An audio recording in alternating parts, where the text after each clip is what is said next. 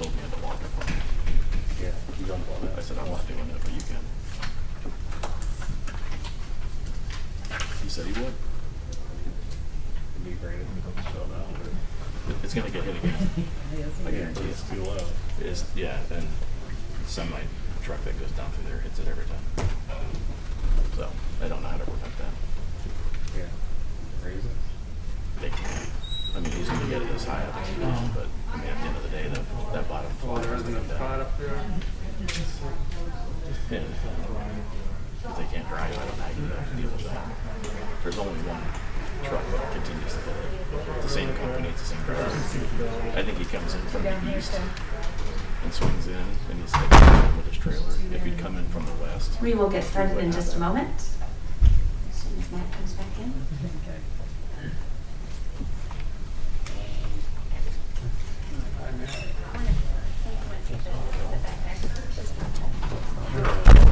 Appreciate it. Thank you.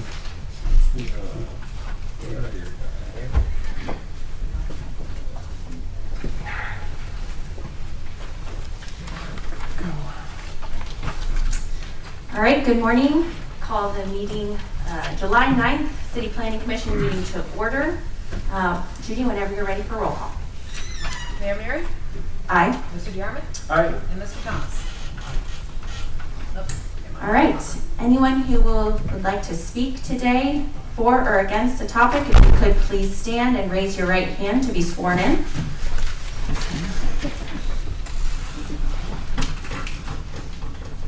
Okay. Do you affirm that any testimony and evidence you are about to give in a case before this commission, this statement will be the truth, the whole truth, and nothing but the truth, and will conform to the facts of the case and the rules of this commission? This you affirm under the pains and penalties of perjury. I do. You? All right, you may be seated. Approval of the previous City Planning Commission meeting minutes. Any discussion? I have no comments. All right. Move to approve. I will second. All in favor of approving the June City Planning Commission meeting minutes, please say aye. Aye. Any opposed? Minutes approved. Moving on to new items. Item 1, Alley Street Vacation Petition AV-03-2020, filed by Kim Hamilton and others to vacate an east-west alley running east from Hurd Avenue to the first north-south alley. CPC staff comments. Okay, we're located off the east side of Hurd Avenue and south of Elm Street. The neighborhood is zoned R3, single-family small lot. It's not within a floodplain, and the land use plan designates the area as single-family small lot. The property owner is requesting to vacate this portion of the alley. It'll run east from Hurd to the first intersecting north-south alley, so about a block. And all the abutting owners signed the petition, so we recommended approval. No comments from engineering. Fire prevention. The only comment we had was in regards to, you can see the cars parked there, the apartment, and access to it. Thank you. Recommendation from CPC staff recommends approval to Findlay City Council of the alley/street vacation petition AV-03-2020, filed to vacate the first east-west alley south of Elm Street and running east from Hurd Avenue to the first intersection north-south alley. Is there anyone to speak on behalf of this item, for or against? If you'd like to come forward, if you could introduce yourself prior to your comments. Hello, my name is Kim Hamilton. If you would move the microphone a little closer so we can get you. Thank you. Can we hear better? Okay, my name is Kim Hamilton. I live at 1017 Hurd Avenue, which is just south of that alley. The reason for wanting to vacate the alley is directly across the alley from us is some apartments, and the address is 429 Elm Street. We've got a drug dealer who lives there, and we have got traffic nonstop coming and going out of that alley. We just want to try and eliminate all the traffic coming and going. We also have a lot of people who walk down the alley that wait them and they lean up against our fence. They kind of just, you know, pace up and down the alley, waiting for whoever is coming. I don't know. We don't have a whole lot of parking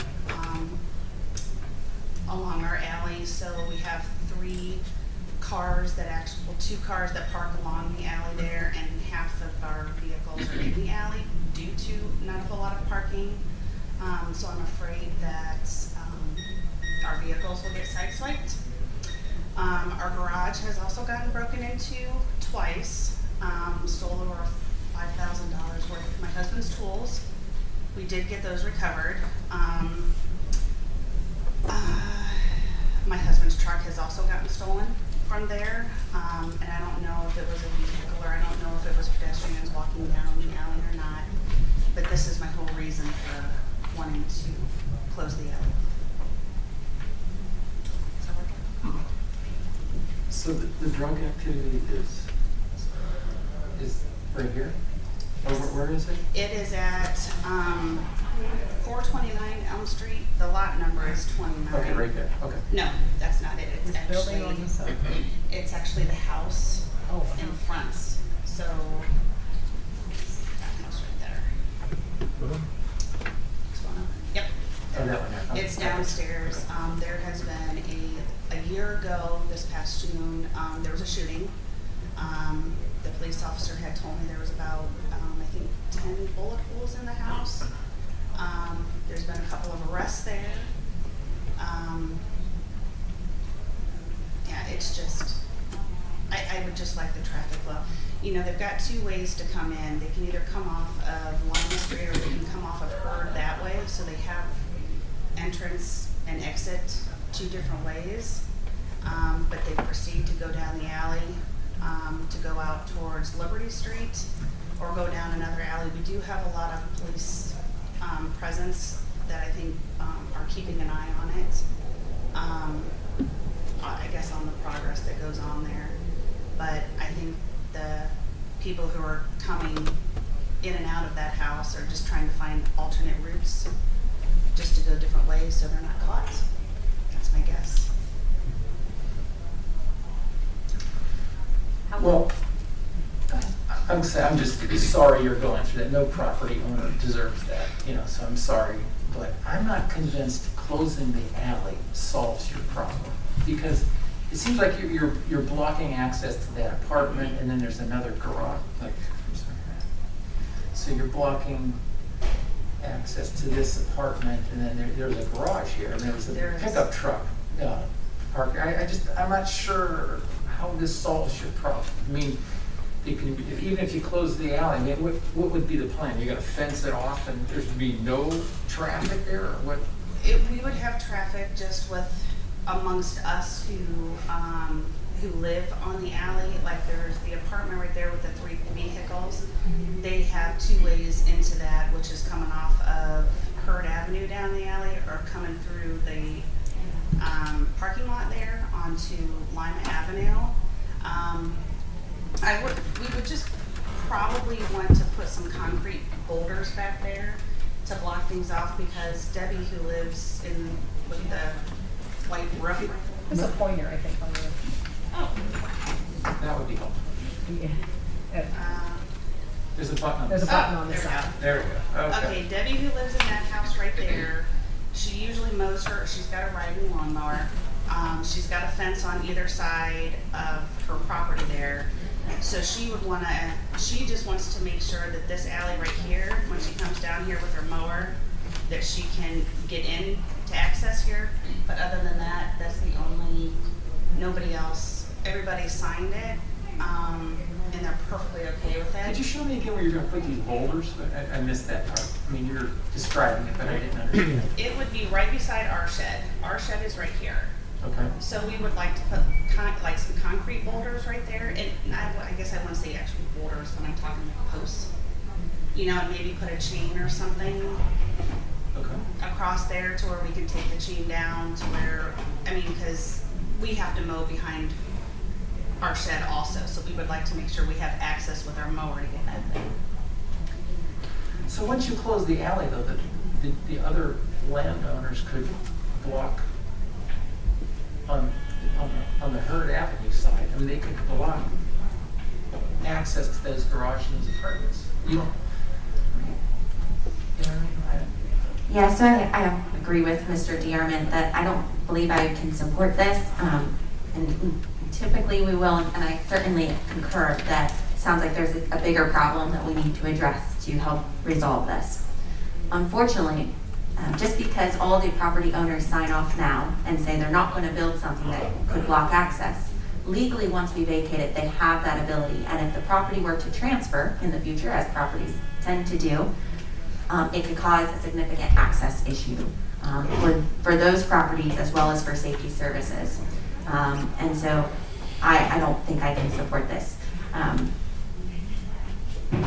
Just because I don't think that long term it's the right option. Alleys serve a purpose, and so we need to make sure that we still have access through that area and need to work on the other issue separately. Okay. Is there anyone else wanting to speak on this item for or against? Did you have anything additionally you wanted to share? I just kind of go along with what the mayor's saying. If this is vacated, this half goes to this property owner, this half goes to you, this half goes to them, this half goes to them. So technically, and I didn't measure the pavement, it appears to be about 12 feet. So technically there'd be 6 foot of pavement there that each person would get ownership of. So legally, you could not, your car's wider than 6 feet. You could not drive on that without technically trespassing. This property owner, if they wanted to come around here with their lawnmower, they would technically be trespassing because this property is owned by this person now. Like the mayor said, the current property owner may be okay with that. You know, we could vacate this 2 months later, they could sell to somebody else and they could say, hey, I don't want you driving your lawnmower across my yard. So the access is really more the issue. And like the mayor said, the other things that are going on are bigger things that need to be addressed separately. I would motion to recommend denial. I'll second that. All right, we have a motion and a second. Judy, whenever you are ready. Mayor Ure? Nay, or I guess aye, since I made it a negative. Aye. Mr. DeArmond? Aye. And Mr. Thomas? Aye. And I was just going to say, I'd be happy to meet with you to discuss the other issues Yes. that you're experiencing. Good luck with your other issues. That's not right. So Thank you. good luck with that. Kim, this is just a recommendation from this body to council, and now the Planning and Zoning Committee of Council will meet at noon today. Is it in the office? In the office. Okay, in the office here, right next door, the council office, and they make a recommendation to full council. So we don't make the decision. It gets made by council eventually. So they will, if you could be here at noon and want to discuss it with them again, you can be here at that meeting as well. Thank you so much. Thank you. Moving on to item number 2, application for conditional use CU-01-2020 filed by Ashley and Ronnie Romero, 425 Mona Lane, Findlay, to operate a salon from their residence. CPC staff comments. We are on the south side of Mona Lane, east of Green Acre Drive. It's zoned R2 single family medium density. All abutting parcels are also zoned R2. It is not in a floodplain, and the land use plan designates it as single family medium density. This is currently a single family residence. The applicant is proposing to convert the one-car garage into a salon suite. The application states they will operate 3 days a week between the hours of 9 and 9. The owner is the sole employee. And the definition of a home occupation in our ordinance says a use conducted entirely within a dwelling and participated in solely by members of the family residing therein. And the use is clearly incidental and secondary to the use of the dwelling for dwelling purposes and does not change the character thereof. And in connection with, there's no commodities sold on the premises except that which is produced thereon and provided. So also home occupations are not permitted accessory signage. And now in December 2017, we had a request for a dog groomer who also was converting part of a garage into a space for their business. They were not permitted to change the front exterior of the garage so that it wouldn't alter the appearance of this being a single family home. Because the intent of the home occupation is to remain virtually invisible in the overall neighborhood. Replacing a secondary door on that end of the home would change the appearance of it being single family. It could look like it is a business or it is a duplex, in that case. The groomer was permitted to have an access door on the side of the garage to have a separate entrance. Potentially removing the garage door and installing a window tube would still maintain a single-family residential nature. It would make it look like people that convert their garage to a family room many times. Our main concern here, of course, was the ability to have off-street parking available for clients. It's a single-car garage, but the pavement is wide enough for 2 vehicles. If the owners are both in the driveway, it appears that any other vehicles parked behind them could be blocking the sidewalk since the drive is not very long. In normal times, a hairdresser can double book clients to, say, do a haircut while someone's processing a color, but currently that's not the case with the COVID, so only 1 vehicle should be here at any time. If that restriction is lifted, perhaps this particular location should still be held to that standard due to the possible parking issue. If there are numerous complaints at any time after opening, zoning could investigate and the owner might risk losing that permit. We had received, when I wrote this, we had received phone calls just asking what was happening, but none said they had any issue. After that time, I did get 2 emails. One just came late yesterday that just brought up the parking and whether they thought it would be a problem because they said there's cars parked on, they're allowed to park on both sides of the street there, I believe. So if they are, then there's only room, a single lane to get through. So that was the only concern. So I guess parking is the thing. If we think it can somehow be able to keep another person on the site, we don't have a problem with it. Engineering had no comments. Fire prevention. Plans for this would need to be submitted to Wood County for approval. The recommendation from CPC staff recommends approval of the application for conditional use CU-01-2020 filed by Ashley and Ronnie Romero, 425 Mona Lane, Findlay, to operate a salon from the residence subject to evidence that parking will not be an issue and no change in the front of the house to indicate a business use. Is there anyone here to speak on behalf of this item? If you wouldn't mind coming forward and introducing yourself prior to speaking.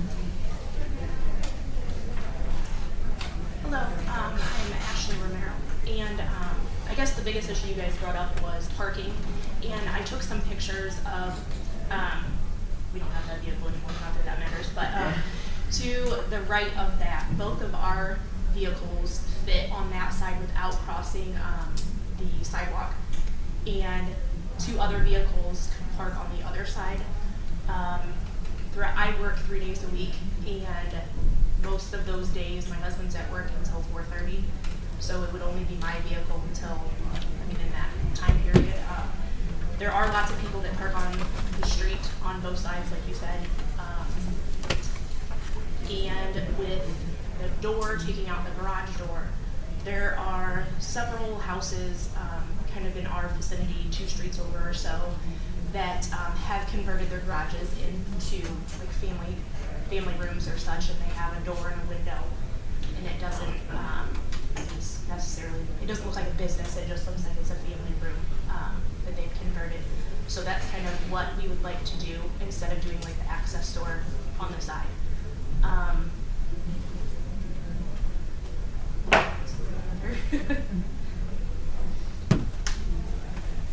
Was there anyone else who wanted to speak on this item? Okay. Do members of the commission have any initial thoughts? Well, I was okay with the access door on the side of the garage, but you're saying you want to put it in the front.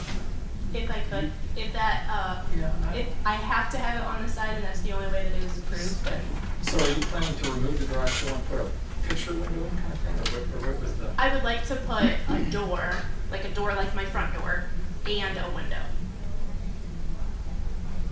Because I have pictures of other houses that are in our neighborhood that have done the same thing, and I guess it just looks like there's another access where it would be like a family room or something like that, not necessarily a business. I guess my concern is at this point saying, okay, a couple days a week. Mhm. But what is really preventing it from kind of being constant traffic? And so I guess my concern would be this is a pretty tight residential area to start with, and that could cause, I just kind of disrupt the neighborhood I gotcha. a bit. I've done hair for 15 years, and that's always been my schedule. I have 3 kids, so I don't plan on working any more than that. I mean, I work 12-hour shifts, and I'm home with my kids the other days throughout the week. I like that schedule. I've always liked that schedule. So. I'm sorry, you work 12-hour shifts at another business? And No, then- as a hairstylist. Oh, okay, all right. Yes. Okay. And what else was I going to say about that? I lost my train of thought. Yeah, with my other days off, I guess it's not, I guess, constant traffic. I have one person at a time. I've never been somebody that does, like she mentioned, a haircut in between a color. I have one guest at a time, so it would essentially be like me having one person at my house at a time. And like I said, during those hours, for most of the part of the day, I would be the only vehicle that would be at our residence other than a client. Thank you. Any other comments from staff? I would just note that the conditional use of a home occupation, it can be tenuous because if it's approved and 6 weeks later, you have neighbors start complaining, it can be revoked. So, I would just, a note of caution about that and just understand that it can be revoked. So it's in your best interest to, try to minimize any impact on the neighborhood if it's approved. Okay. There was some discussion here, are we limiting this to single bookings? I mean, that's the way it is now during COVID, but, or not necessarily. We can. Okay, oh, okay, I got you. Okay, so it just really comes down to a parking issue and a nuisance thing. Okay. The only other thing I wanted to say that, other residences in the area, they can change the front of theirs because they're not home occupying, right? So they're not regulated, right? But since this is, I just think for consistency, we have to put the door on the side. Because we did that with the dog groomer. I don't think we can just, randomly let this one enforce it on some and not on others. I think. Point of order, it is a conditional use application and it's subject to the conditions of planning commission. So if one of your conditions, although somewhat hard to enforce, is single booking, you can place that condition upon it. You can place hours of operation, etc., and any type of reasonable condition. Okay, I would move to approve with the additional condition that we put the man door on the side of the garage, not in the front. I will second that. Any other discussion? Is that acceptable? You can work with that? Okay. Would that mean, I guess with that, would that mean, can I put a window on the front if it's Yeah, approved? sure. Just not a door? Yeah, we want to Okay. keep it consistent with the other Okay. houses Okay. is the main thing. All right, we have a motion and a second. Any further discussion? Eric, did you have something?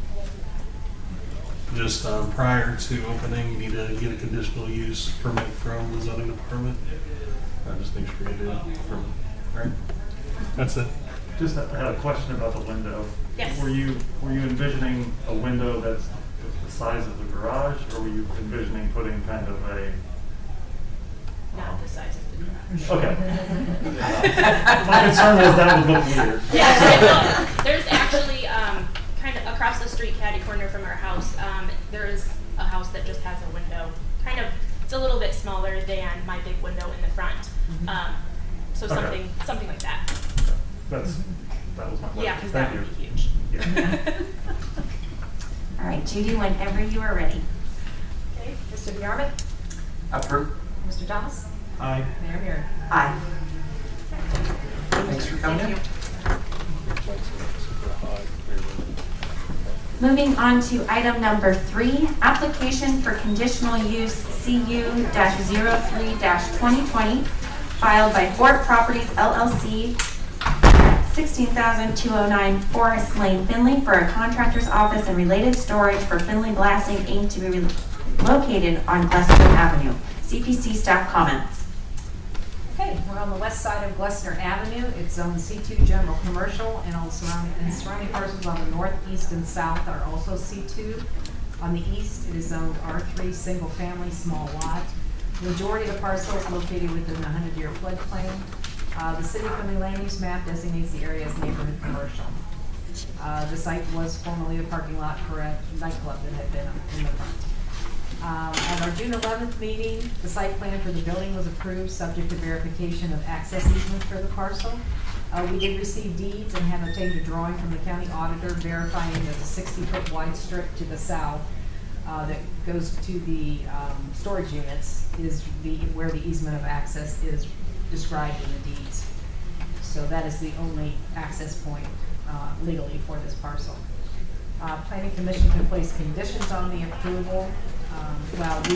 Because it was a contractor's office shop, it is a conditional use, and Council Commission should have voted to approve the use as well as the site plan. So that's why we brought it back for this meeting. Planning Commission can place conditions on the approval as they see fit when considering the use. Staff would recommend screening along the north property line between the contractor's property and the physical therapy day spa. That is at 1101 West Main Cross. Staff suggests a privacy fence. So we would recommend approval subject to appropriate fencing along the north property line. Wonderful, thank you. There was no comments from engineering, no comments from fire prevention, and the recommendation, as Judy stated, is staff recommends approval of the application for conditional use CU-03-2020 filed by Fort Properties LLC for a contractor's office and related storage for Findlay Blasting Inc. to be located on Glessner Avenue, subject to appropriate fencing along the north property line. I believe we have the applicant here. Would you like to make additional comments, sir? Maybe if the people who have questions or concerns voice theirs first, it may my more. So let me go last, and then maybe it'll be more effective that way. Okay. I know there's a couple individuals here. Would anyone like to come forward to speak on this topic? And then I'll go. Oh, come on. If you'd like to come forward, if you could come forward and introduce yourself and then share your comments. Sure. Not comments, but questions. My name is Vernon Strong, and I'm one of the owners of the TLB Corporate Center, which I believe is just to the west of this. It's hard to tell on this photo just how close this is to our property, but my questions are, I couldn't help noticing the name of the company, had blasting in it. Will there be storage of explosives on the site? No, that was discussed. The owner, the applicant can address it more, but the state heavily regulates that, and explosives are brought to the site where they're doing works. Okay. So there's no explosives on site. Okay, then that was my only concern. Thank you.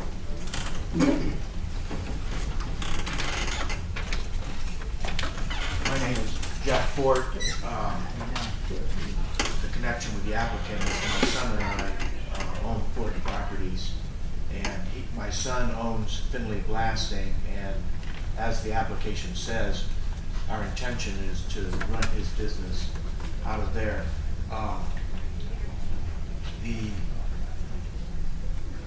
explosives are highly regulated by the ATF. It's not the state, it's the feds. And he cannot transport, store anything with explosives. Typically where he does a project like he's doing right now at a quarry in Fort Clinton, the explosive company delivers the dynamite directly to the quarry. Right, goes directly to the quarry, and my son meets it there and then uses it there. The other thing that came up, and it just goes to show how there can be confusion, was a couple of people said, well, we're going to be doing sandblasting on the property. And I said, well, how could anybody think that? Well, sure enough, it says on his website that he does sandblasting. Well, that stemmed out of a project he did up in Michigan where there's a vein of pure white sand that is used in the oil business, and he had a project to blast to produce that sand. So he blasts for sand, but not with sand. So it was just, but I can see how the confusion around. There's not going to be any sandblasting going on in this property on our watch. The property is going to be used to store the drill in the winter months. So I get in talking to people that, you know, there's going to be construction like equipment moving in and out of this property, but and that's true. That drill will move in probably in October and come out in April, and that's it. That's the only time that drill will be seen on that property. And the idea was that we would pull in from the easement access to the south and avoid going over the north property line and park the drill in the western edge of the western edge of the building. And then we'd put an office probably in one corner of the building, and he can do the business part of the business there. And I might end up in there sometimes. And then I would store a car. I think when you look at the permitted uses and conditional uses for this property, the one that might be relevant is a parking garage. There is going to be a vehicle parked in there, but it's not going to be open to the public and people coming and going. And it will just, and if somebody goes into that building more than once a month, I'd be surprised. So it's going to be very, I just showed this summary of the zoning ordinance to one of my friends at Cafe Amici this morning. His first comment was, your use is more benign than any of these. And he's right. I mean, this is not going to be noise, not going to be traffic. As I said last time, we're mowing the yard there and trimming the bushes and watching the traffic. There's more traffic go in and out of Wolf's in an hour than will come in ours in months. So it's a very benign use. I get that people are scared of the unknown. It's true that, you know, 5 years from now, who knows, I could sell it to a lumber yard, and that's a permitted use. Okay, but we're not. We plan to, my son plans to have this business here for the rest of his life, and then I have a grandson coming. So, you know, so I think it's a very benign use, low impact. If we put a fence up there, that should address a couple of issues. So I can see that. Jeff, did you have any issues with the fence? No. Okay. No. So, in fact, I met with Matt, this. is there any on the fence? Are there any regulations? Is this like a 6-foot wooden fence, or could this be a? Are there any regulations around the type of fence? Or I mean, I think the intent is to provide a visual buffer. So obviously, a chain link fence. Okay. Would not be appropriate. I think, and then the other consideration would be if the fence is simply put into the pavement in the parking lot, or if you know, some of the asphalt is removed and, you know, so a little bit of landscaping. That could be up to the board's discretion, and also input from the neighbors to the north may be appropriate as to what they would like to see, because that's primarily who we're buffering from. Yeah. I don't, if you were to put like a 10-foot strip of grass there and then mount the fence in between, well, one, I can't do anything north of the property. Right. And frankly, I don't need something else to mow.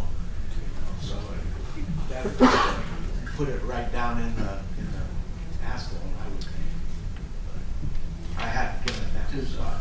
Does commercial require landscaping on the fence, or not necessarily? So if this is considered commercial next to commercial, which is not required any landscaping buffer. If it was residential next to commercial, or industrial next to residential, there are buffer requirements. This does not require a buffer according to the code, but I believe there's been some interest from the property owner to the north to potentially have some buffering. I My concern is if you put a buffer in and move the fence to the south, you have a harder turning radius, taking this vehicle out of the. Well, you can put the fence on the property line. Right. So, I'm thinking we have plenty of room to come in here. Or if we just have to back it in, that's what we'll do. But I'm not gonna be a trespasser. I guess one clarification I'd like, when you said the north property line, are you just talking from there to there, or are you including this part? Well, for your recommendation, when you said north property line. That's a good point, right? Because I do know that cars probably cut through here. sure. All the time. And if legally this is the access for this and the storage unit. You know, I honestly would like to hear the preference of the property owners to the north, because they're the ones next to it. I'm actually fine with either, but I defer to their wishes in terms of what the buffer is. Are they here today?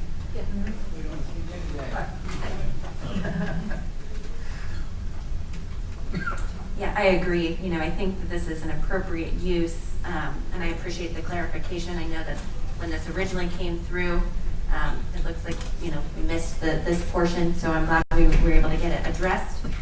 And I would like to see some sort of buffer. My personal preference from an aesthetics point of view, you know, I would much rather see landscaping than just a fence in the middle of a parking lot. So I want to, I guess, provide flexibility for, you know, Mr. Fort and the property owners to work with someone to determine a reasonable way to do that without causing significant cost, but also provide, you know, some benefit to that area. Would the property owners to the north like to discuss their wishes or concerns?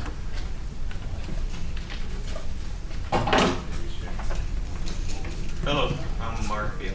I just ordered property owners there north. Physical therapy clinic and day spa. Findlay's one-stop shop for health and wellness.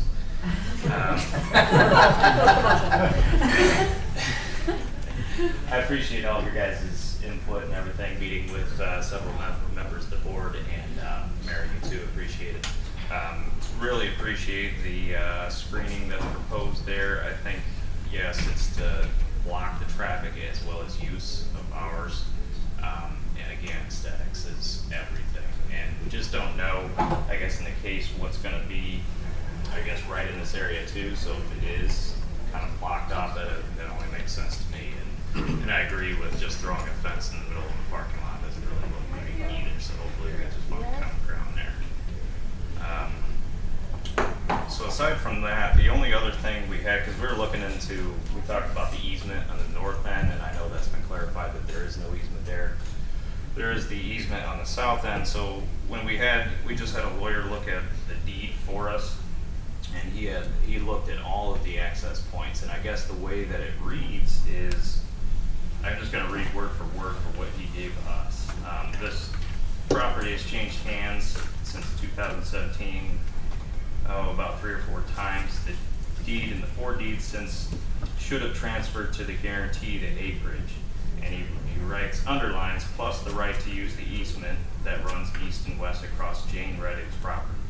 Instead of saying that, each deed has transferred to the new owner the 1.363 acreage subject to the easement across Jane's property.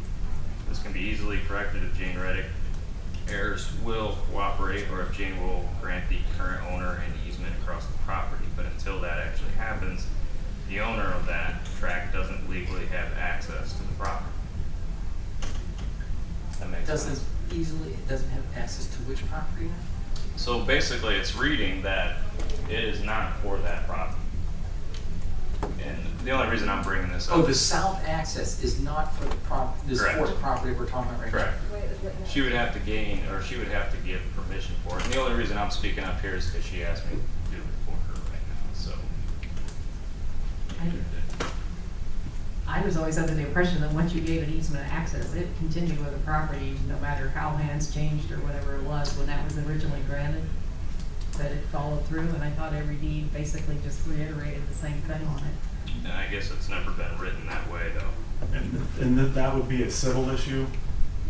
If there is no easement, then obviously that's an issue for the construction, but that's not something that the city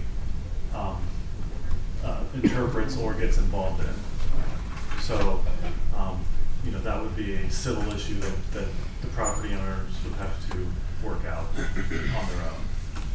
Okay. So at this point, that property would they need a curb cut if there's no access from the south and there's none from the north, so then they could apply to the city to put a curb cut here. yeah, so part of their site plan, I guess that would potentially be a solution. Yes. Okay. If there's no easement of access here, Okay. then they could request a curb cut. Obviously, that would affect the location of their building. Right. And would that affect the screening as well? I mean, how much screening do you need there on Glessner? Okay.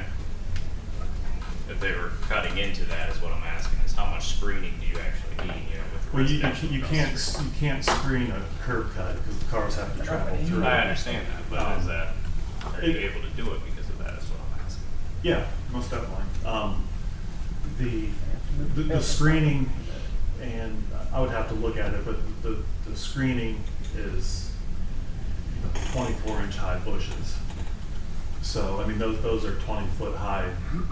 I hope they stay healthy for a long time because they form a nice barrier. They're already dead. So, the screening, if those die, the property owner is not required to put anything back. Okay. And if they were constructing new, and there were no bushes there, they'd be required to put in a 24-inch bush every 5 feet. Okay.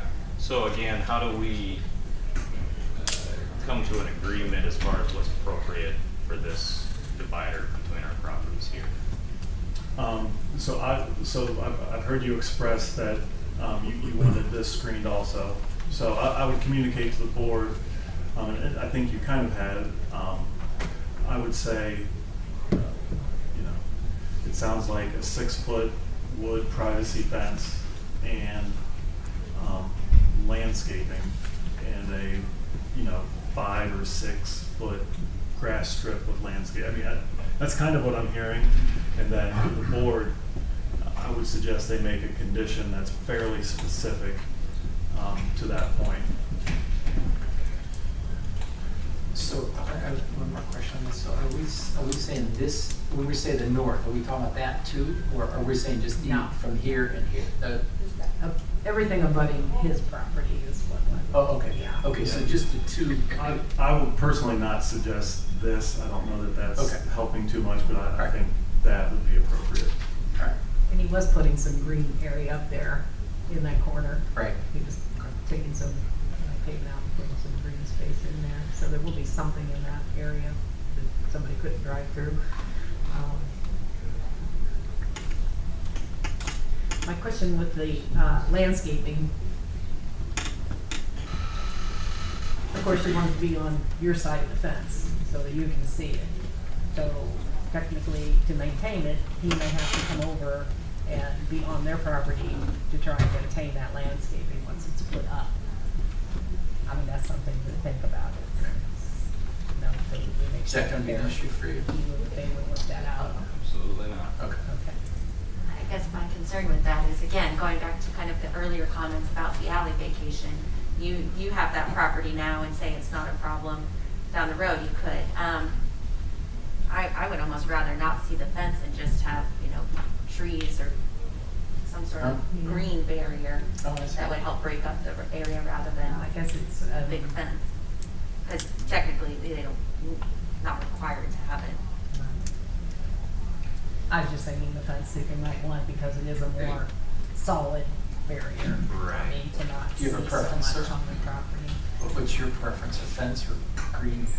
A fence makes more sense to me, just because, yeah, if we got trees and everything, I mean, the spacing may or may not be totally effective.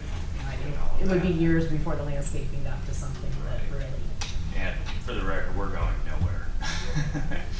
We've got our blood, sweat, and tears into this place, and we're gonna be there for a long time. So how important is the landscaping, to the mayor's point? So if you put the fence and the put landscape on your side of the fence, We would love Yeah, that's no concern. If it looks good, I mean, I'll willing to help out my neighbor. are you I'm trying to figure out how to word this. are you okay? The other option is to, but this creates less flexibility than Mr. Ford, is, set the fence back 5 feet from the property line and then install landscaping there. Does that impact your turning radius, Jeff, if you bring the fence in 5 feet? I know it was said at the last hearing, you have the right to put up a fence on the property line. Right. All right? No, but we're negotiating. I'll plant grass on the other We're side. negotiating to keep everybody happy here, so I don't know.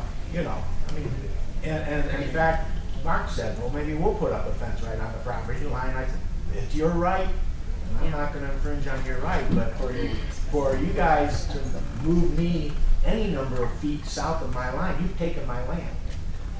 Okay, so the law is that you have the right to put up a fence on the property line. Well, and this is a conditional use, and the planning commission has the ability to put conditions on the project.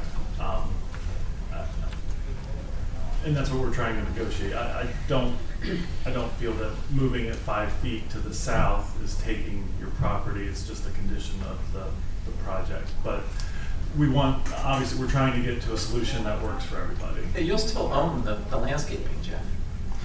I said something else. We're not taking your landscaping. All right, I will, for ease of, I am going to motion, Wait, Mayor, Oh, can yeah, I come- say one more thing yeah. to address? if you could come forward, because we are streaming, so I want to make sure that you are on the record. Believe me, before I bought the property, I went through the title company to make sure there was access to the property. I'm not stupid. And the title company said, and you gotta understand that all of this land was under one ownership at the time. Very relevant. The Reddings owned all of this, and when they divided up the property to sell it, their property became more valuable. What they sold became more valuable because they granted an easement, a 60-foot easement on the south boundary so as to make the property to the north, our property, usable. So they granted the easement, and the title company confirmed that when I bought the property. Well, that's your issue. You need to work through that. I don't think that impacts us today. I just wanted to make it clear Okay. that there is access to the property. I don't think that impacts our decision making today. Okay. So, Anything else? yes, I think you guys can address that separately. I don't know, Ms. Reddick, if you want to say something pertinent prior to my motion? Yes. If you would come forward and introduce yourself, please. I'm Jane Reddick, and I own the storage buildings. I have two issues. One is Mr. Fort wants to build his building 2 foot up. Can you speak into the If microphone? Mr. Fort would like to build his building 2 foot up, that's going to cause more flooding for me. I flooded twice since we owned it, 2007, 100-year flood in 2017, that if he builds his up, the water's just I'll be there holding time. I don't care for that. And I was informed by an attorney that I was able to get permission for anybody to be more than me to use my easement. So I was under the impression that I have to give whoever, Mr. Ford, who owns this, permission to use my easement. Well, perfect, and just for the groups, so first, on any concerns related to flooding, that will be addressed in the site plans, engineering. We'll do all the appropriate review to make sure that it is compliant, to make sure that your property is not negatively impacted by any runoff that may be generated from that property. So that will be addressed. in the site plans and through engineering. As for the easement, again, that would be a civil matter at this point. So we will leave that to you all to figure out. And then once Mr. Fort has record of the easement, then he'll be able to move forward with the site plan approval. So you will decide if he builds his building 2 foot up, if it's going to cause me. Mayor, so the site plan has been approved. So what they've done is balancing. So what the amount that they've built up, they've also dug down. So in this area, they're removing dirt here and they're adding dirt here. So it's a net effect of 0 on the storage capacity, and that's what's required. If I'm misrepresenting this, let me know. But it's called balancing. So what they have to move dirt on their property. They're not bringing any additional dirt in. They're just moving it. So the net effect should be a 0 difference in the amount of water that can be on the property. I guess I thought a 72 square foot building up 2 foot would cause the water to, when it rains, to go my way or the other way. In theory, it goes to the retention pond that they're proposing there, and it has to be certified by a professional surveyor prior to, once it's completed. So everything will be on the record. Okay, so Mr. Ford's building a holding pond? What's that? Did you say that Mr. Ford is putting in a holding pond? Yeah, that's what was proposed here to the north. So he's taking dirt from there. It's called a cut fill balance. Okay. And a professional surveyor engineer has to certify that the floodplain integrity is still kept in that area. So he's removing this part of, if there was any, I don't see, I think you have a slide with the floodplain on it. You know, on this one. But there was like little bits of the floodplain that came down through his building. So what they do is they're allowed to move dirt within the floodplain to remove a piece of the floodplain. And that's what he's doing. So there's no rise that's going to happen to the neighboring properties. But it has to be certified by his surveyor prior to completion of the project. So. Okay, thank you. Yeah, thank you. Any other comments on this topic? I would motion to recommend approval with the condition that a minimum of a privacy fence be installed along the, now you said northern property border, inclusive of, and I don't know how you want to define just that portion.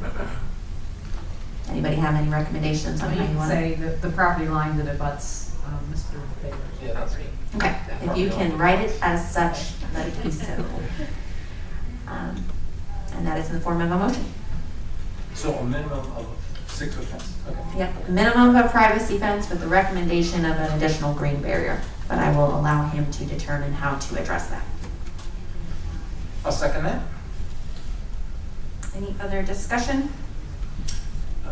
I would just say, in my opinion, as we are left, not to deal with it, but by that wording, he can just put a fence in the parking lot. Correct, and I think just that, wanted to make sure and I would like that to be the approach for the reason that I think that allows them the flexibility to figure out what it is. It at least provides one barrier, and it's strongly encouraged, but I also don't want it to be an undue burden because landscaping can be very expensive. So I would just like to leave it as such. So are you leaving it as something to work out with the property owner? No. Minimum requirement of a privacy fence, and if he would like to do additional, that's up to him. And the other property owner always has the option to put their own landscaping. Correct. So, right. All right, we have a motion and a second. Judy, whenever you are ready. Mr. Thomas? Aye. Mayor Merritt? Aye. Mr. Neron? All right. Thank you all for coming. Hopefully that is a reasonable solution. Good luck to you. Moving on to item number 4, application for site plan review SP-15-2020, filed by the Hancock County Agricultural Society at 1017 East Sandusky Street for an additional $18,000. We could take all conversation out into the hall, please, so we can continue with business, Mr. Ford. Hey, Jeff. Hey, Jeff. All right, 18,628 square foot stone parking lot at the county fairgrounds. CPC staff comments. Okay, you're on the south side of East Sandusky Street. It's currently zoned PO, park and open space. To the south, east, and west is R2 single family medium density. To the north is R1 single family low density. It is within the 100-year floodplain, and the land use plan designates it as PRD, planned residential development. The most recent review for the fairgrounds property was for gravel parking in this area, which was approved in March of 2020. The applicant is proposing to add stone to a portion of the grass parking lot at the north end of the fairgrounds property. There is currently stone parking to the south of this area. Parking lots are normally required to be paved in every zoning district except as storage areas in industrial zoning. However, there's a clause in the zoning ordinance that allows planning commission to permit the expansion of an existing gravel, rock, or stone parking area after their review and subject to any conditions they require. The applicant's engineer stated that stone will still permit some of the water to infiltrate the ground rather than the runoff from the pavement. And the plans indicate there's some existing perforated under drains on the lot. So staff recommends approval of the site plan. Wonderful, thank you. Engineering? No real concern engineering-wise, so I recommend approval. Fire prevention, appears no comment. All right, a recommendation from CP staff recommends approval of the application for site plan review. Application for, oh, got a little bit of a typo. SP-15-2020 filed by Hancock County Agricultural Society, 1017 East Sandusky Street, for an additional 18,628 square foot stone parking lot of the county fairgrounds. Is there anyone here to speak on this topic? Exciting. I have no issues. Move to approve. I will second. Any other discussion? Any comments from staff? All right, we have a motion and a second. Judy, whenever you are ready. Okay, Mayor Muir? Aye. Mr. Yarmouth? Aye. And Mr. Thomas? Aye. All right. Yes. May I suggest like a 2-minute break Sure. before the last item so that we can let people know in the hallway? Good idea. And anyone here that is not for item 6, we So have item 5. five. I'm just so anxious to get to it, sorry. Yeah, listen, yeah. All right, well, item number 5, which comes before item number 6. Application for site plan review SP-16-2020 filed by Nicholas Asset Management, 409 South Main Street, Findlay, for 13 storage units buildings to be located at 3640 Marathon Way. CPC staff comments. Okay, we're located inside the circle created by Speedway Drive and Marathon Way. It's zoned I-1 light industrial. To the south and east is also I-1. To the north and west is C2 general commercial. It's not within the 100-year floodplain, and the land use plan designates it as regional commercial. Final plat to combine this into a new lot number 19 and vacate an easement was approved in May of this year by the Planning Commission.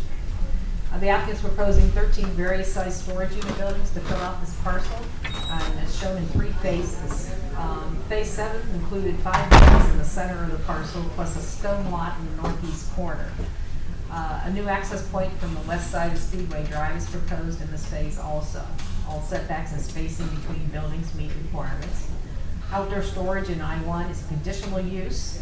Planning Commission must grant a conditional use for this portion of the site plan. The storage area may use a permeable surface only if it is enclosed and screened. I did not see any proposed fencing around the lot.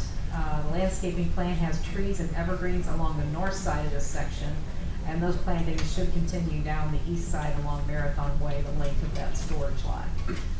Phase 8 contains 6 units at the south end of the parcel and a new access from the south on the Speedway Drive. Setbacks and spacing again are appropriate. Phase 9 is in the northwest corner and has 2 new buildings. That little triangle up there. The setbacks and spacing again meet requirements. All areas around the buildings are to be paved as required. The proposed landscaping is shown along the west and north sides because these abut C2 general commercial property. Elevation drawings submitted show the height of the buildings is only slightly over 10 feet, which is well below what the maximum permitted is allowed. So we recommend approval with the following condition, that you approve the conditional use for the gravel storage area, that the fencing around the open storage area is installed, the landscaping extend down the east side of the lot along that open storage area. Thank you. Engineering? Really the only thing, the MS4 requirements might come into effect depending on when they do earth moving, how big of sections they will be doing. So if it's over an acre, MS4 requirements will kick in, otherwise it will not. So that's just kind of depending on the phasing. And really just need permits for sidewalk and curb cuts before construction starts. Thank you. Fire prevention? We just want to make sure that they maintain proper access throughout the complex for fire apparatus. Thank you. So the recommendation from CPC staff recommends approval of the application for site plan review SP-16-2020 for 13 storage unit buildings to be located at 3640 Marathon Way, subject to the following conditions: approval of the conditional use for the gravel storage area, fencing around the open storage area, and landscaping extended down the east side of the lot along the open storage area. Is there anyone to speak on this project? If you could come forward and introduce yourself prior to speaking, please. Sean Garmon with Van Horn Hoover, the engineer. And I really don't have anything to add other than maybe clarification as to where the screening is needed. Where is the open storage, please? Northeast. Okay, there. Okay. Oh, there you go. So we're just going to put a fence around that, all four sides of that open.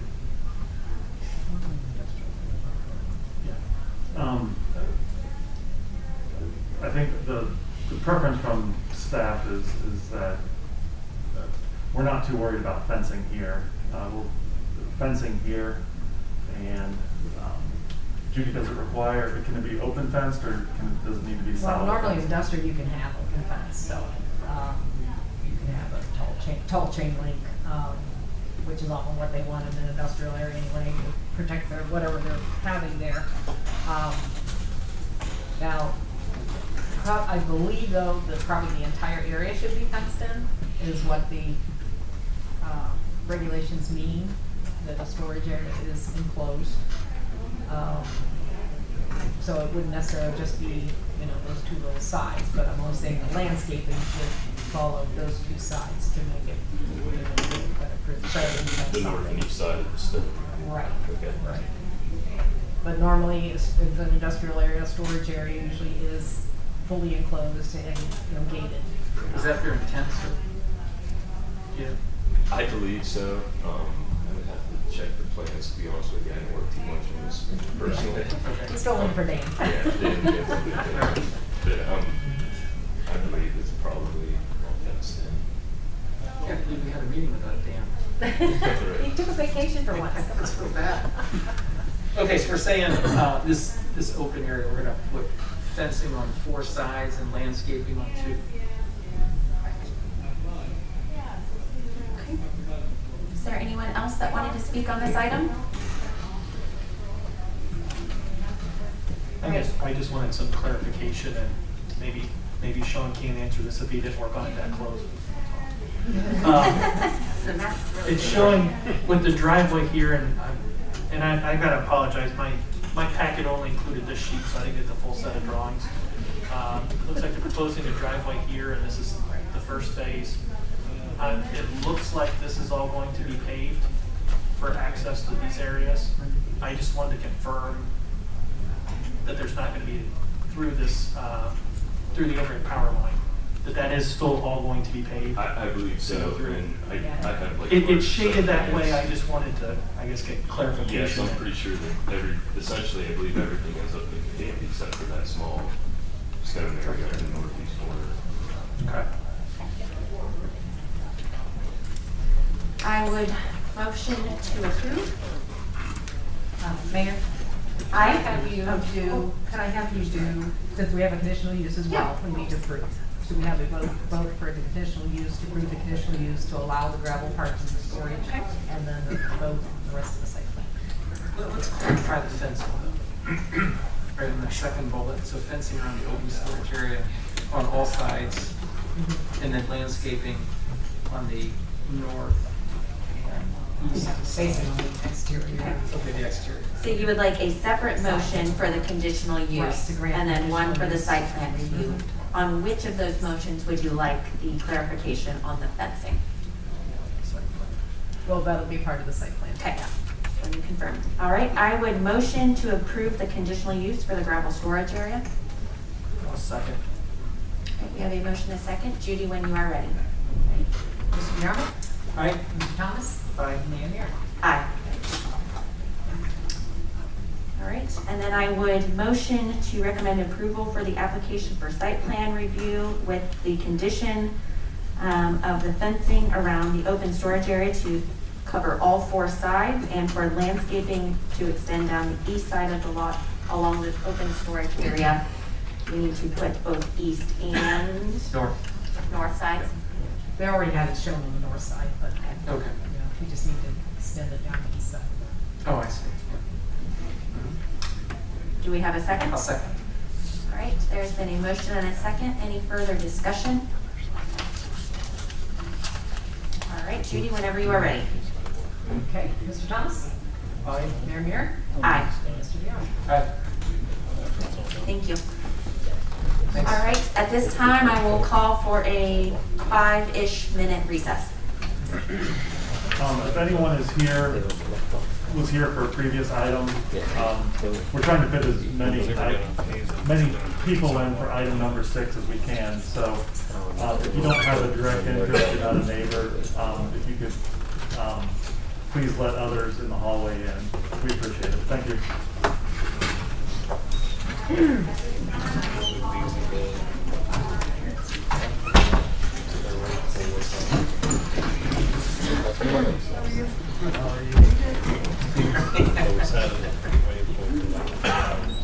You just did.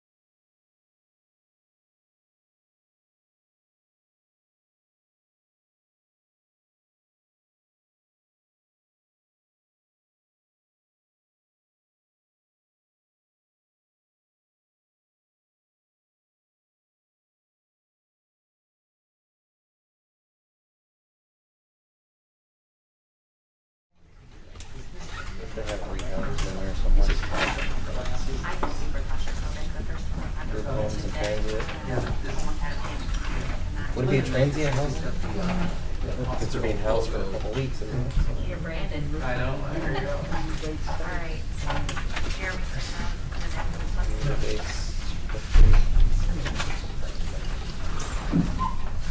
you good?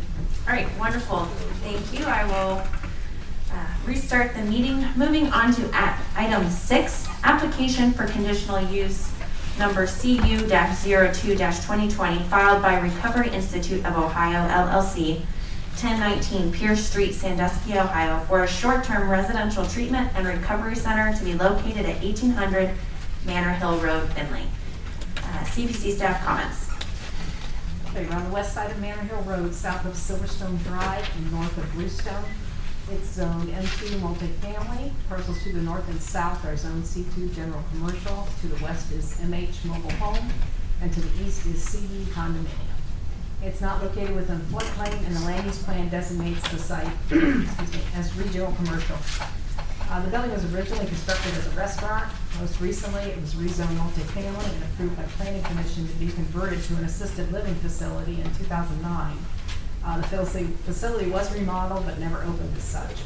In 2018, Planning Commission reviewed a conditional use filed by a company from Arizona for a longer-term treatment facility. In recent times, it seems to have been used for some type of corporate housing. The applicants wish to purchase the property and change the use to a short-term medical assisted treatment facility for those suffering from any substance abuse disorder. The M2 district lists nursing and convalescent homes as a conditional use. A convalescent home is defined as a place where persons are housed or lodged and furnished with meals and medical care. So staff interprets this definition to fit the use requested. All conditional uses require Planning Commission approval. The applicants are not proposing any structural changes to the footprint of the building. They've commented on fencing in the rear of the property.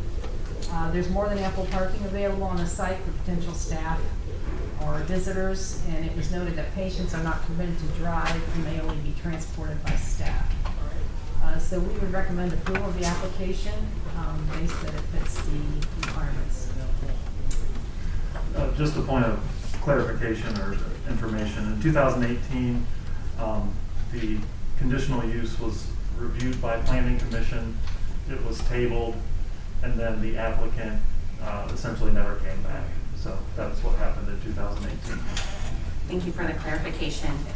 There are no comments from engineering, no comments from fire prevention, and as stated, staff recommends approval of application for conditional use CU-02-2020 for a short-term residential treatment and recovery center to be located at 1800 Manor Hill Road in Findlay.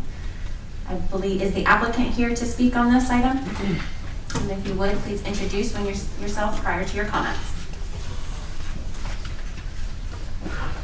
Good morning. My name is Nate Kalmeyer. I am the CEO of Recovery Institute of Ohio at 1019 Pierce Street, Sandusky, Ohio. I'm in recovery for over 12 years, but I've been working in clinical treatment for 11 years. Right now, the problem that I am having is I'm getting calls at nighttime, late at night, trying to find a place for people to go for short-term residential detox. So in my heart, I felt like it was time for me to open up a detox, and I started doing some research and looking for properties, and I came across this property. When I went through the property, it was exactly what we needed. It was set up perfect. There will be a short-term 7 to 10 day medical detox for those suffering from substance abuse, not mental health, substance abuse. It will be fully staffed by a medical team. We will have 24-hour nurses. All doors will be locked. There will be alarms on the building. There will be cameras on the building. There will be enough staff to make sure clients are where they're supposed to be. And everybody is going to be trained and the specific stuff required by Joint Commission, which is the accreditation, the healthcare accreditation that we have currently at Recovery Institute of Ohio, that we will begin also at this detox.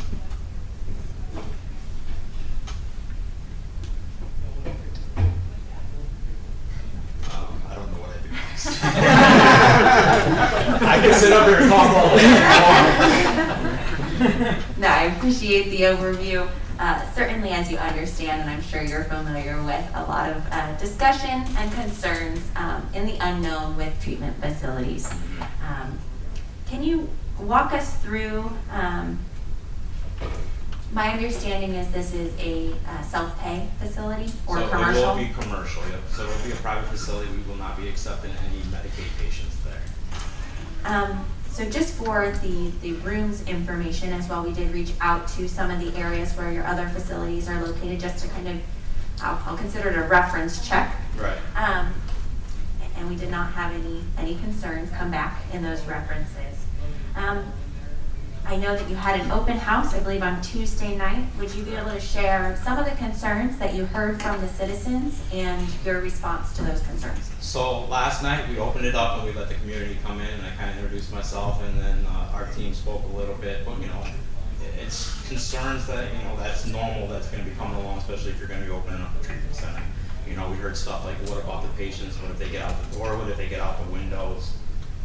Are they going to come over because they don't have cars, they don't have cell phones, they don't have money, so right away, the community's thinking that they're going to go and try to steal, because in everybody's eyes, people who are in recovery or people that are actively using are criminals. So they think that people are going to come steal from them, but the way we're going to have it set up is we're going to have enough staff. We're going to know if any single door is going to open up. We're going to have, like a hospital, the lock keys to open up doors. So there'll have to be a swiper done by staff for doors to be open.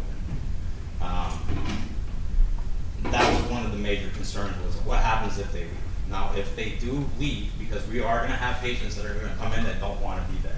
So if patients come in that don't want to be there, we are going to transport them back to where they came from. If or home or to a different level of care, whatever, because obviously if they don't want to be there, we're not the correct fit for them. So they will be transported by our staff or picked up by their loved one, one or the other. Now, if they do not want to do that and they do walk down the street, we will contact law enforcement, because they will be unstable.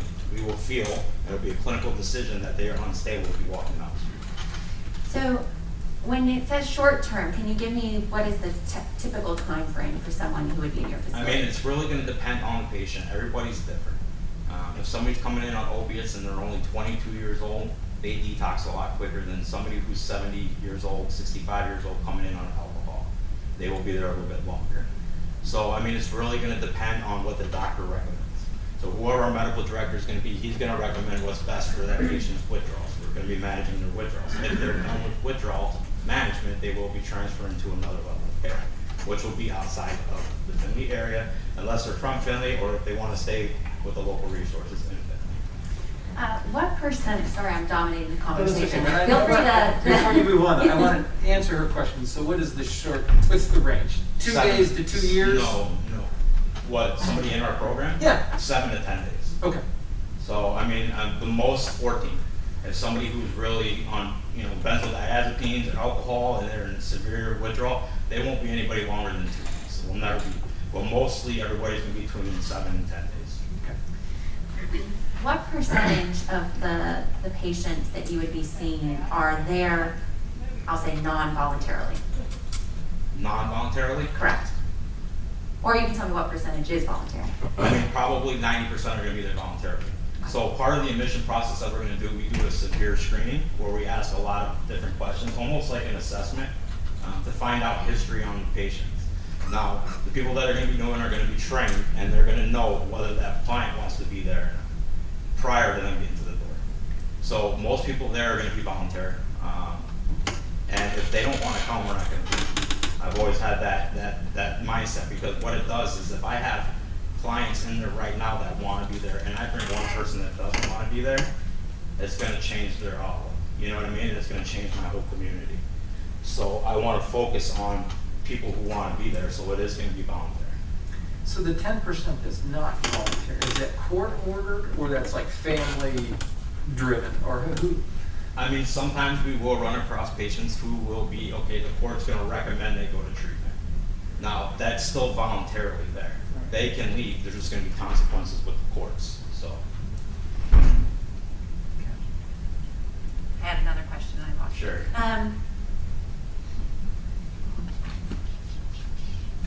What is your service area? So our service area is going to be the state of Ohio. I've been doing this for a while, and I'm passionate about what I do. I've helped a lot of people, and my focus is Ohio because I want to see Ohio get better.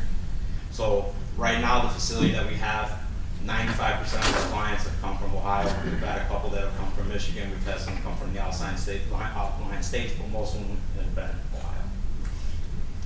You currently operate a facility similar to this? Yeah, but it's not a medical detox. This is the component that I'm missing. So I am the next level of care after medical detox. Tell me about your business. Tell me about your business. What do you currently? So right now we have a program that is set up. We have a clinical building at 1019 Pier Street, and we have housing that's In Sandusky. Sandusky. Yeah. Right. And then we have houses where the patients live that are monitored by behavioral health techs 24/7, and we have residential and outpatient level of care there. And how does that differ from this now? So this is more medical. This There's is more going to be a medical. doctor, and they're going to be on MATs. They're going to be going through, because clients when they're coming in coming off of drugs, they're going through withdrawal symptoms. So this is going to be more medical, where they're going to be getting the proper medication to help them get through the 7 to 10 days to step down to the next level of care, which is what we have. But they're not all coming to us in Sandusky, but there's going to be other programs. And what's this facility's capacity? Right now we have 24 beds. And this one right here, I mean, we don't have an exact number yet. It's probably going to be anywhere between 25 and 30. And how does this differ from the services that are already offered in our community at this point? I know Blanchard Valley has some medical beds. Can you explain the difference? Well, we are a private facility. Right now, there's not a private detox for people who have, I mean, I don't want to say it's a different clientele, but it is. There's people that are business people. It's a little bit nicer than going to a hospital to detox. So we will be offering a lot of the same services as a hospital when it comes to the medical detox, but it's going to be a little bit more common. Is Blanchard Valley the only other detox in town? I believe so, yes. I know that there was a Tree Line, but I don't know. I read a report the other day that Tree Line might have shut their doors or something due to COVID and funding. So I know that there was 11-bed detox called Tree Line here in town that is no longer open. I believe we have some other members in the audience who would like to speak. Whoever would like to come up first would be. Thank you. Thank you. You can introduce yourself. Yeah, I'm Carol Reed Harding. I reside and own 1712 Hillstone Drive, and I am a condo member, and I am also a stakeholder in all the businesses that are located in my area. And I signed a petition to prevent the changes being considered for this establishment. No one, including myself, can dispute that we need these facilities. Ma'am, if you wouldn't mind, if you could just speak into the microphone. I'm sorry, I'm used to talk. Yeah, that's fine. We want to make sure it's appropriately captured though, so if you can just position the microphone and speak into that, then everybody will be able to hear you. Thank you. All right, yeah.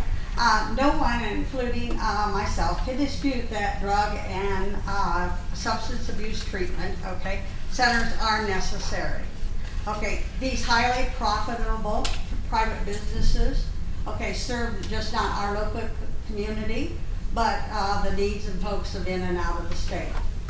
I can support this type of business for Findlay, but I cannot support it being placed in an area that is almost exclusively senior-owned homes or a gymnastic center that is right next door. A substance abuse treatment center, should be located near other health facilities and within easy reach of 24-hour health care for its patients and residents. 1800 Banner Hill may be the most affordable property, for the owners of the substance abuse center, but its location is not consistent with their proposed use. And furthermore, a treatment center is not consistent with the use of this area by the existing residents. We are a neighborhood of purpose-designed homes that mostly cater to seniors or folks with mobility issues. The homes are largely designed for single or dual person occupancy, with limited outside property.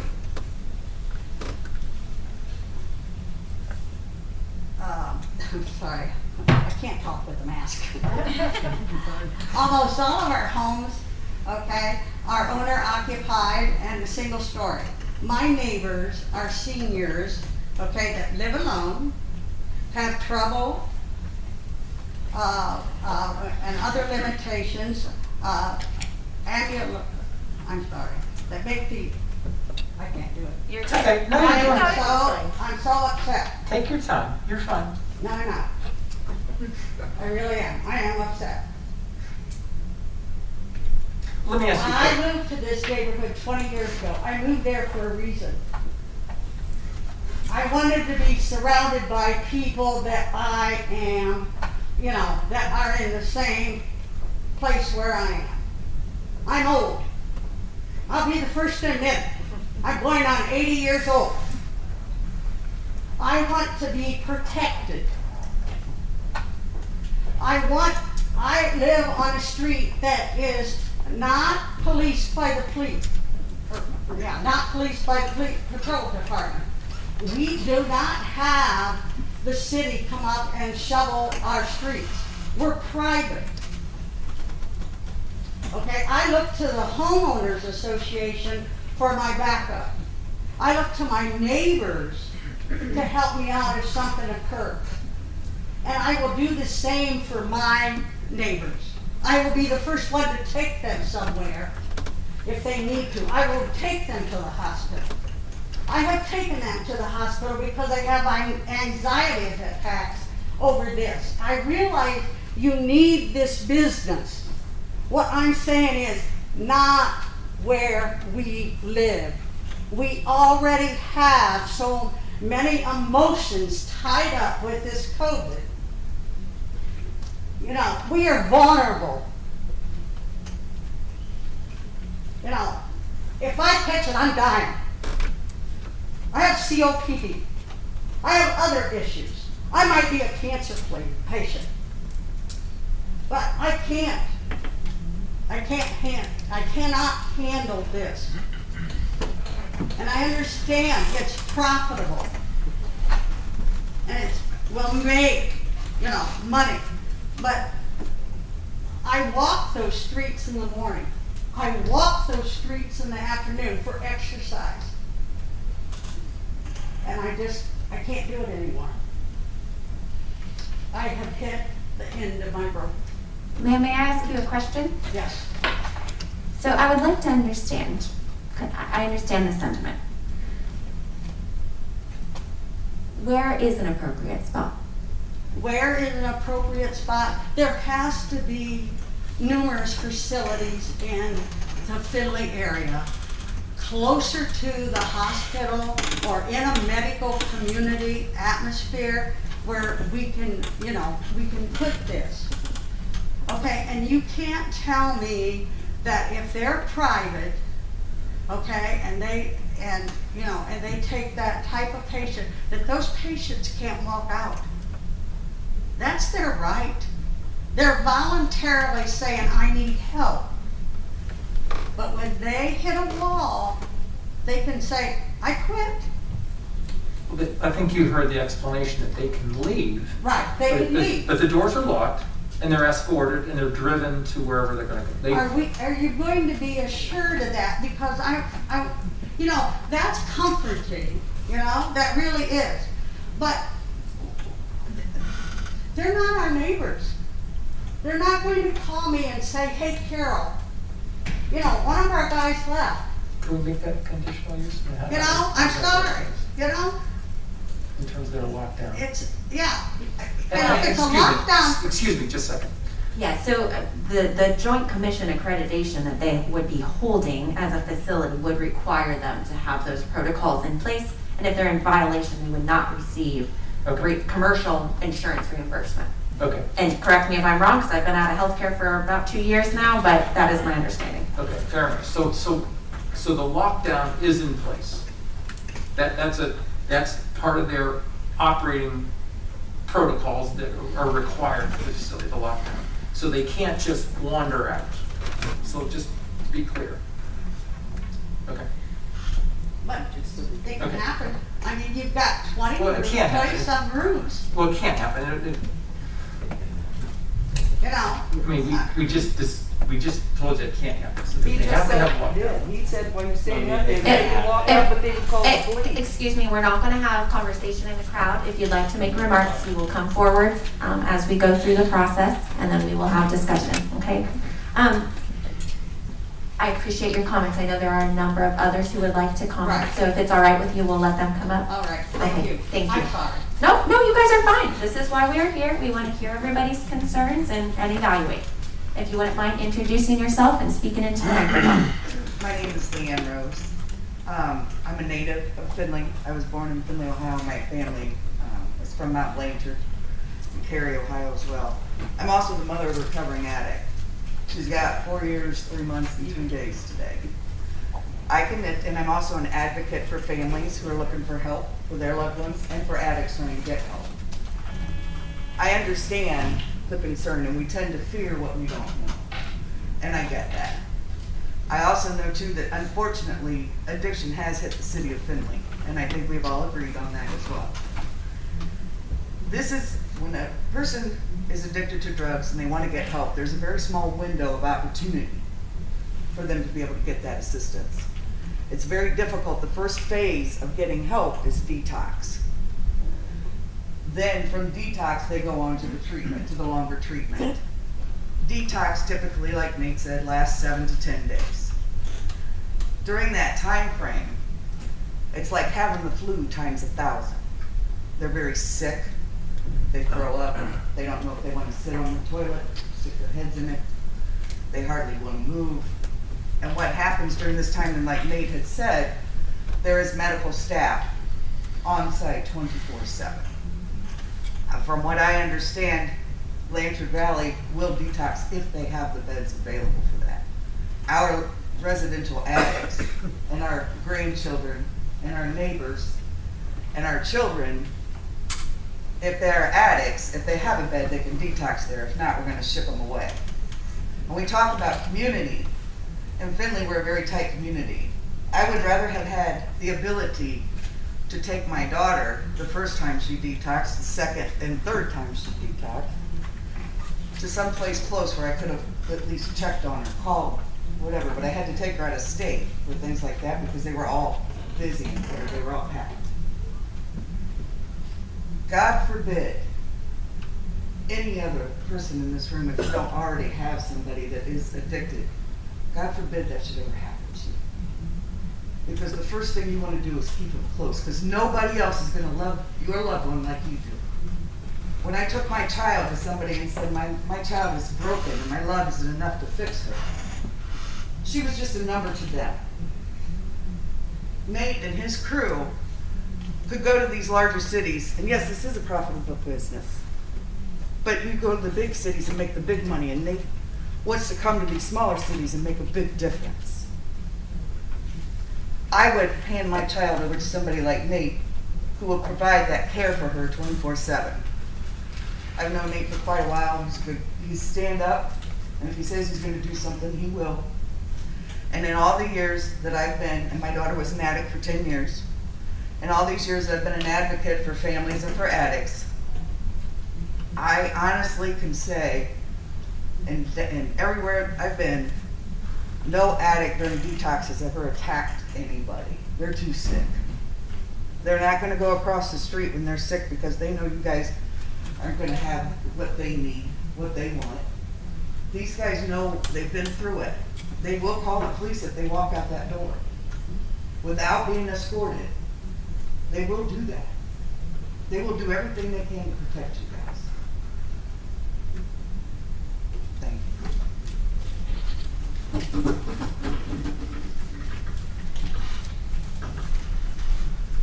My name is Nancy Stefani.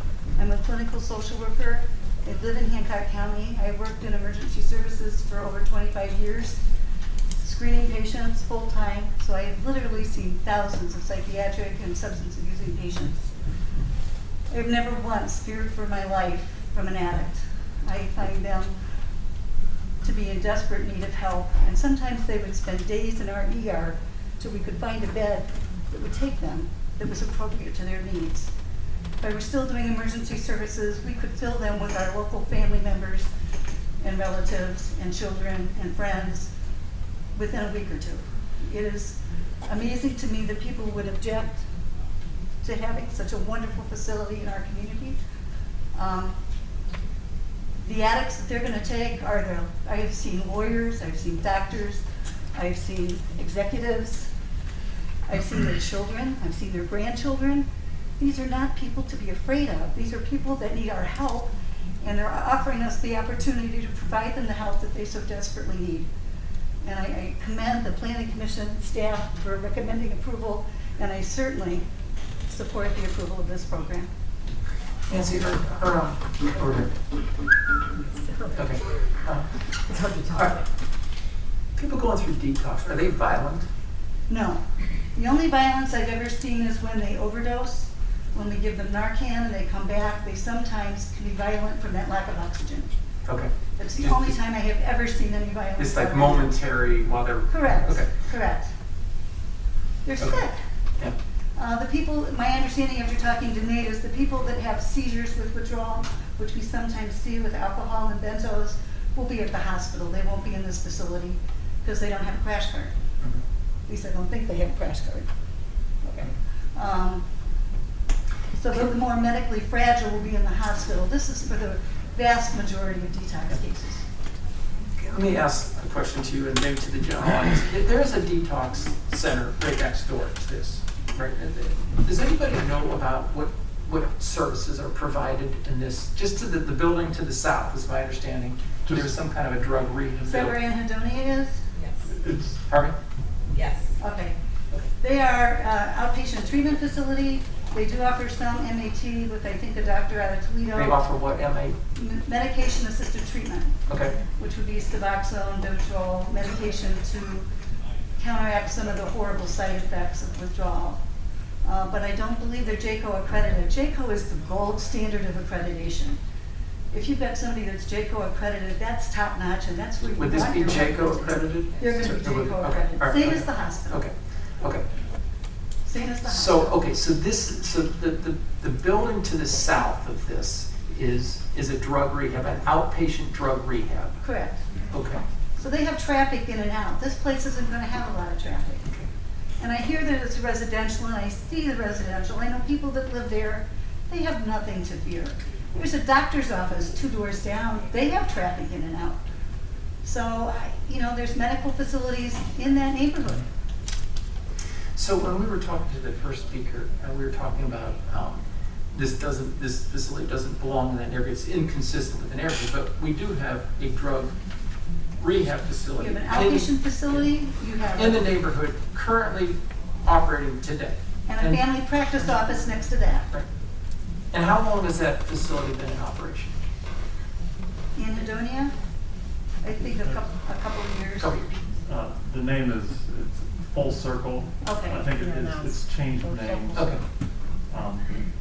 Okay. From the city's records, I believe it's been under different names of about 3 years. Okay. Is it accredited? I don't know. From the city's standpoint, from the zoning standpoint, we consider it a medical facility, medical office. That might be a good thing to add to your questions about accreditation. JCO's the gold standard, and CARF. Thank you, Nancy.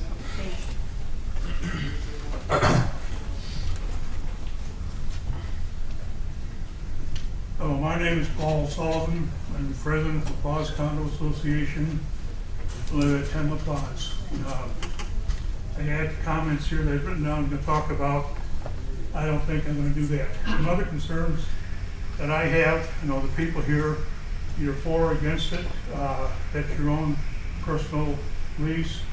I signed the petition. I circulated the petition.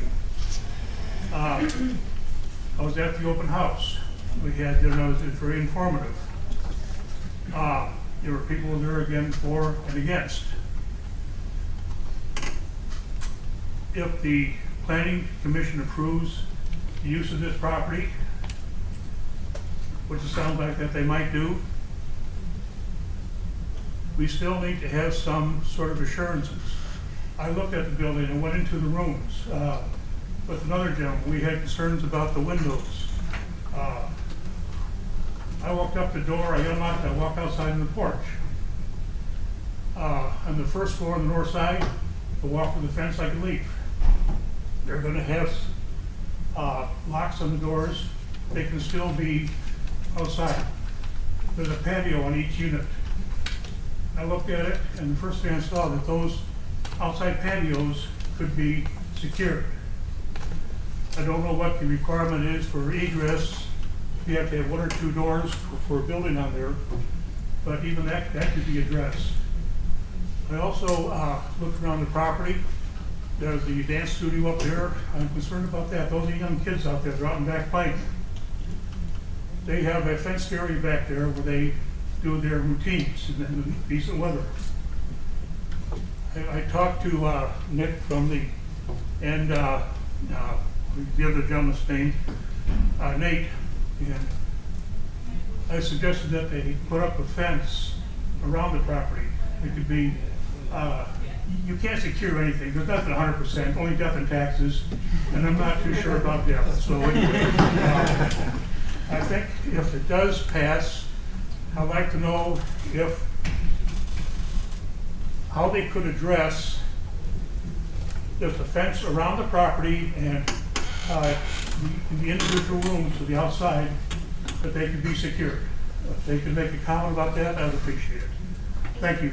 Thank you, sir. And Nate, would you like to come forward and address? We have our general contractor here. Yeah, if you wouldn't mind coming forward and introducing Sure. yourself. Sorry, didn't put my microphone on. Thank you. If you could come forward and state your name before My you name is speak. Mark Allen with Findlay Construction, and I've worked with Nate on other projects.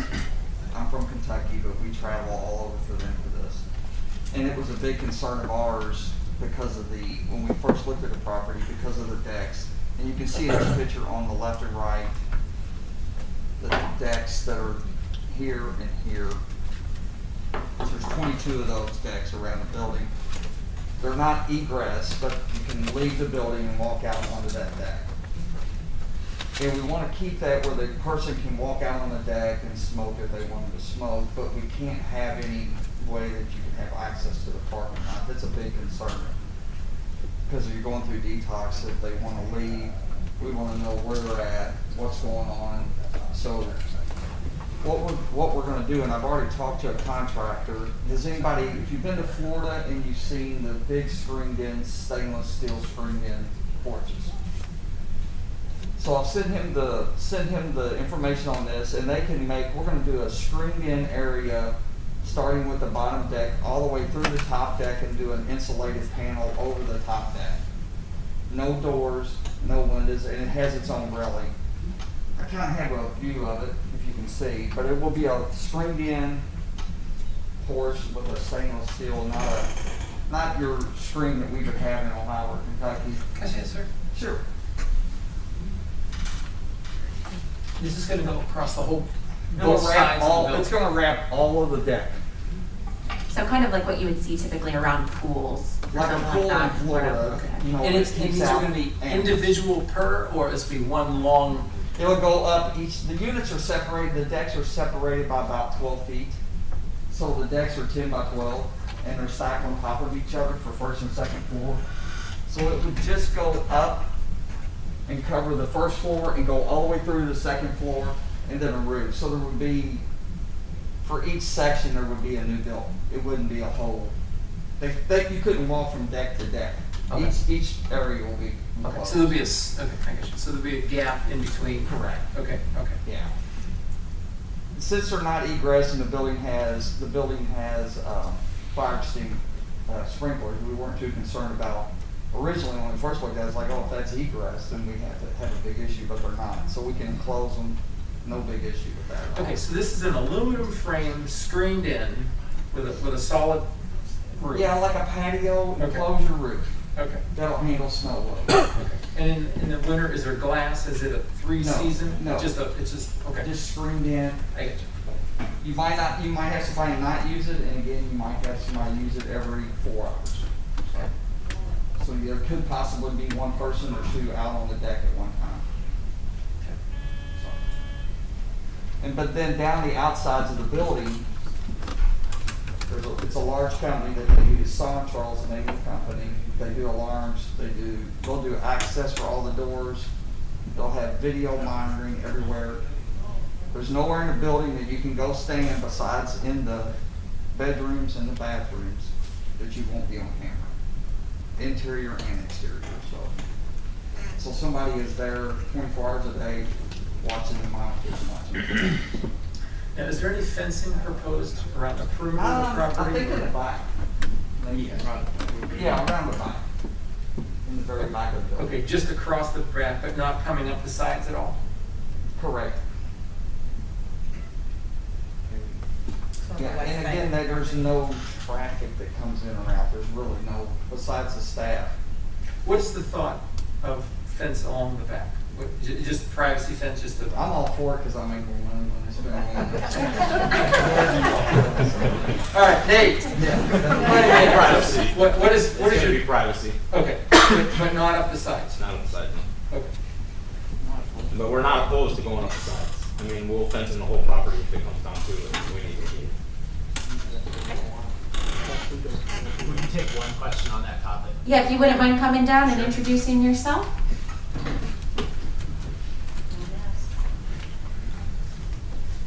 I'm Ryan Sprout. I live at 1900 Cobblestone, which is a straight shot from the residence. My main concern that I've got a whole list of them, but my main concern that I want to address right off the bat is Tuesday, when we went to the meeting, correct me if I'm wrong, we were told nobody would be on the balcony. He's a general contractor. So ideally, we wouldn't use it for smoke. We would close it off for security. He said that he doesn't operate a facility. So we're going to have a smoking area in the back. Right. And we would, one spot so we could watch them while they smoke. Okay, but if the balconies aren't for use, then why put prison cages on them? Because we want you guys to feel more secure. I get that, and I appreciate that. Yeah, that's why. But that doesn't make sense to me if they're not allowed out there. And so that they can't leave. Like, we want as much restrictions, so like if somebody did want to leave, we want to make sure that we know. So the emergency monitoring on the door, and then having the screen, and then also a fence. Nate's mentioned privacy. I think that's another slowdown point. So we can get up to them, and primarily, because a lot of times the disease is calling them back. Right. So we grab them and talk to them, and then we have somebody with them. Okay, so just my point of view, this has all changed since Tuesday. Like we were told no balcony. That's why we're here. Today, there's a balcony with a fence over it. That was never mentioned, which is a little bit of an eyesore, but I get it. Second thing, the fence in the back. I can't speak for anybody else, but personally, if I envision myself being there towards the tail end when you're not sick, wouldn't you like a little bit of nature, not just a paved parking lot? That's one of my things with the location. I'm all for a rehab facility, just not here, but think grass. If you can speak into the microphone. I'm sorry, think like a grassy area, a nature area, some place that, I mean, it lowers your blood pressure to be in nature. It seems like stress relief to me. If I don't know if you look, we don't have a picture of the back, but you drive around the parking lot. There's kind of like a little patio, I would say maybe about this size, that's completely enclosed, and then they would bring in a fence off of that, I assume. That seems awful. I mean, I know you're probably just going out there to smoke, but I want to be outside in an area. That sounds more beneficial to me. So those are my two main points. Run through a couple other things. Take your time. Real quick here. So just a little bit about us. My wife is here in the back. We live in 1900 Cobblestone. Our house is the original house of this whole subdivision. It was built in 1875. We've got a little bit over an acre. And when we found this house, it was essentially our dream house where we could raise our two little girls who are 8 and 6. And it seemed ideal. We know that there's medical facilities down the road, but this wasn't this wasn't what we envisioned when we bought the property, nor was it what we envisioned when we talked to the neighbors. The neighborhood is a very tight-knit community. We are the oddballs. We're the ones with the loud kids. Everybody else is quiet, but they love it, so it's okay. So one of the things that got brought up at the Tuesday meeting was by a young lady that I don't know, and again, correct me if I'm wrong, I believe she said she was in recovery herself, originally from Findlay, and she said when she had been at detox places or other facilities like that, people would try to drive by and throw things wherever needed. So over the fence, so that was part of the fence being mentioned, to keep things out. I don't want that traffic driving by my two little girls. That doesn't make sense to me. That's not a safe neighborhood for my kids to grow up. So, more about myself. I've lost several friends, a teacher. I've lost several students. I realize we need a rehab facility. I feel it should be somewhere on the outskirts of town with some green space. The amount of money this is listed for, you can get a pretty good jump on building something, and you can make it fit your needs, and you can do it in a place where we don't have so much opposition, because there's a lot of opposition. I know there's a lot for it because it's a close issue to many people, and obviously we have an issue here that needs to be dealt with, and part of that, in my opinion, is the prescription drugs that lead people down these roads in the first place. But this is a fix for the people that are already there. So we did the original house. One thing that you don't know, and I didn't know when we first moved in, is all of our neighbors, they treat, because most of them are condos and houses to this side of us, but they treat all of their yards as one yard. Whereas our yard is fenced off, so they can't walk through our yard, but they walk through each other's yards, and that's not an issue because it's all of their yards. But on the other hand, and I know not all addicts are criminals, I'm not implying that at all, because like I said, I've lost close friends to it, but at the same time, once this is here, when I see people walking through my yard, or next to my yard, next to my fence, it becomes a little bit more of a suspicious issue to me. We've got, right now, I mean, I would say I don't hesitate to leave my doors unlocked, to let my girls play outside, all of that stuff. If we're gonna have people that are driving by the facility, tossing things over fences, I can't just let my girls go outside because they could easily make their way down my street, less than 2 blocks away. And like I said, I know there's a lot of people with this as a issue that's close to heart.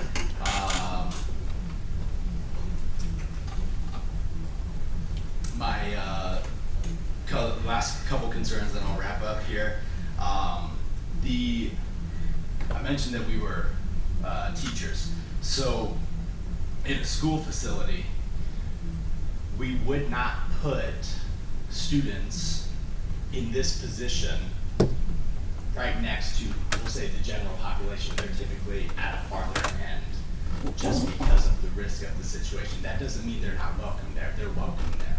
And these people are welcome here in our community, in our county, in our city, but this just is not a proper location for it. And then my last point, sorry, I'm going through slacking. My last point, and again, correct me if I'm wrong on this one, it was questioned on Tuesday the number of staff, and Nate mentioned a 2-to-1 ratio, I believe was what was mentioned there. So we say that there's 23, 24 rooms, they might double up. So we'll just say that there's 30 people. That means that there's gonna have to be 60 staff. That's 90 people, that's a lot. Like, that's a lot. So we talk about the traffic in and out of that other treatment. You drive by there, you're lucky if you see a car or 2. But this is a substantial increase in the traffic that would be in our neighborhood. I'm sorry, you're saying that you only see a car or two at this other treatment facility? No, yeah, I mean, it's a parking lot, it's a small strip, single file line parking. And I would say the most I've ever seen there at one time is probably 4 cars, but there's other businesses in that building too. So no, I See, mean, 'cause for me, where the whole argument falls apart is, you know, you're talking about your daughters can't play outside because you have this, but it's already there. no, but that's different though. Is it? Okay, so Okay. do you have children? Well, help me. Okay, Sure. I'm trying. Yeah. No, I have 2 daughters. They're Okay. 30. Okay, so you understand. Papa Bear don't play when it comes with Cubs. That's just the way it is. Like, it's protection first. So the difference is that people will freely admit there's going to be people that drive by and try to toss things over or whatnot. I don't get that. What is? All right, so you're an addict. Is that your experience with this? People are trying to feed drugs to people in rehab? That can happen in a residential treatment facility, but this is residential detox. And I cannot fathom that happening. But if that started to happen, I would presume they'd be calling law enforcement. Well, yeah, of course they would. And I'm just saying, guys, I appreciate what they're doing. This is going to be where they're there for 5 to 7 days. They go there. Let's, if we could, if you're gonna comment, just come forward so that we can get it on the record. Make notes and then you can. Sorry, I started this by asking how you're doing. So that's my fault. So if we're increasing the traffic that goes to that facility, like I said, you don't see anybody there. It's my understanding at that facility that it is a in and out shot based treatment. It's not a 7 to 10 day stint where some of your friends might find out where you are or know where you are if you're local in Findlay and try to do something stupid. That's my issue.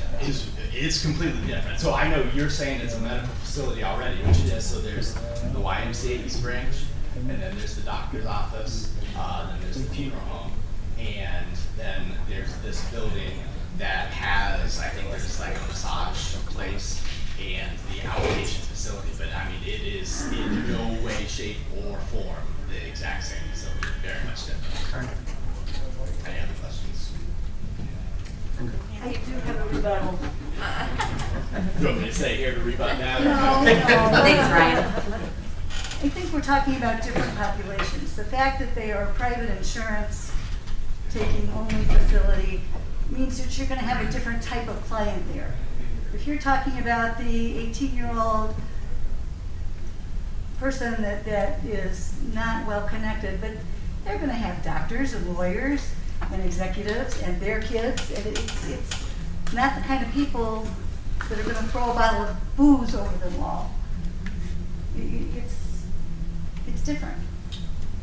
At least that's my take on it. Is that not true, Nate? So one other item I just wanted to let folks know, because certainly, obviously in my role, I try to look at the community as a whole as well as each individual issue. And one thing that I think is really important to remember when talking about addiction and recovery in our community is that the Adamus Board also works, and they have among all of the agencies providing treatment in our community have and I just forgot the name of it, but pretty much an agreement on how treatment works in our community and how we make sure that we're working together to keep people on an effective path. And so I just wanted to mention that conversation has also occurred with Nate's group, and they are willing to sign on to that plan on how we address it. And so I think that speaks to the credibility.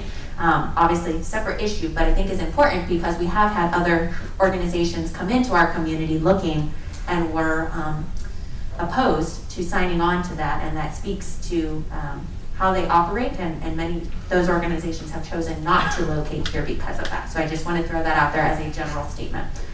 Ryan. Okay, last thing. It keeps being brought up, the plan. Plans don't always go as they should. There are, for example, the coronavirus. I was teaching in March, and then the next day I wasn't teaching. I was online. So things things don't go according to plan. So if you're saying, I know the chances are slim, we'll say it's a 0.5% chance that somebody does leave the facility and go somewhere, you're going to follow them until law enforcement comes. I know the chances are slim, but again, that's not something that these people signed up for. That's not something that I signed up for when we went into that community. So I know it keeps getting looked at, the plans and this and that, and that there's already a medical treatment facility there, but it's apples to oranges. It's completely two different sides. Thank you. I know, ma'am, you've been trying to speak for a while, so how about we allow her and then you, sir? Would that be all right? Just Well, let her speak and then, yeah, we'll have you. Hello, my name is Kathy Hart and I own 1709 Manor Hill Road.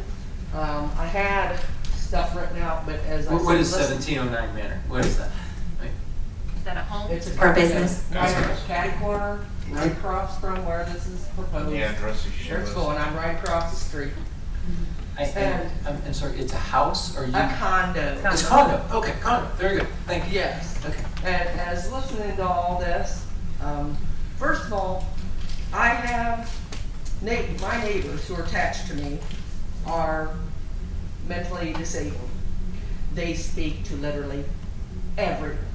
And on 2 occasions, they've had people come and live with them. One was a homeless lady, how they met her, I don't know. Living with them until they couldn't deal with her eating all their stuff and everything they did, and had to have their people throw them out. They now have some man staying there various times, don't know who he is, anything. I already have enough problems with what's going on with them, let alone them speaking to someone. And he even said, if somebody wants to leave, they can walk out. We'll have them followed. We'll call the police. What are the police going to do? You didn't want to stay at your treatment program, so they can't arrest them because they don't want to stay at the program. This is a residential area with elderly, and all you people want to sit there and say, yeah, I think it should pass. How about your neighborhood? Your neighborhood. All of you. How about let's watch your property taxes, or your property take a dive once it's here. The security that you feel in your neighborhood and the way you felt and enjoy your neighborhood. I walk, I was on second shift, I'd be walking around at 11 o'clock at night walking my dogs. Not a concern. But this is ridiculous. This is not the neighborhood. We do need this, but we don't need it in this neighborhood. And why would any of you feel that it's okay for you to make the decision to put this in our area? To me, it outrages me that, like I said, how about find a place in your area? I think most people would feel that way. It's okay, yeah, this is a good thing, unless it's in your backyard. And we did have a girl last year who detoxed herself, and she came up and spoke and said, I wouldn't worry about the people in here. I would worry about the people that have friends in there and are going to be coming around it. And she said the same thing of trying to pass drugs through fences. I didn't buy my property so I could live next to some hideous looking fenced in, that has to have security around it. I don't want to look at that. But you need to take into consideration these people that live there are elderly. Further back, you have people with children. And Manor Hill, I can tell you, the speed limit is 25. Would you like to know how fast everybody drives down there? And you call, and what do they say? Ma'am, we can't patrol everywhere. We don't have the people. We don't have the officers. There are people 45, 55 miles down, an hour down through there. So, and the traffic is ridiculous. So you just want to add, so we can have more traffic down to there. I mean, it's ridiculous. It does not belong there. I'm with everybody else. As far as we do need this. I've witnessed for myself. People wandering around, falling down all over the place. I don't know what they were on. But the fact is, this is not the area for it. When I bought my property, I did not buy it so I could live next to a fenced-in treatment facility where I was gonna have to worry who and what was gonna be there. And you wanna talk about, let's talk about how long it takes. This woman says her daughter, it took her 10 years. How many times does it really take? They act like, oh, we're just gonna waltz them in here and boom, they're fixed, they're good. That is not the truth of the matter. The truth of the matter is it does take years. So this to me is a money grab. This building sits there and it's perfect for everybody who wants to start something is a drug addict. And who's going to be in the place dealing with people? Drug addicts. It's not run by people who have any specialty for this. It's just a money grab. Hey, look, this place fits what we want to do. It's money. It's not a nonprofit. They're not doing it out of the goodness of their hearts. If you're anybody who is going through the same struggle they went through, it's the almighty dollar. And like I said, think of it in all your neighborhoods. You know, it's easy for you to sit back and go, sure, that worked. It fits with it. Put it in your neighborhoods. That's what I think. Thank you. Any, sir?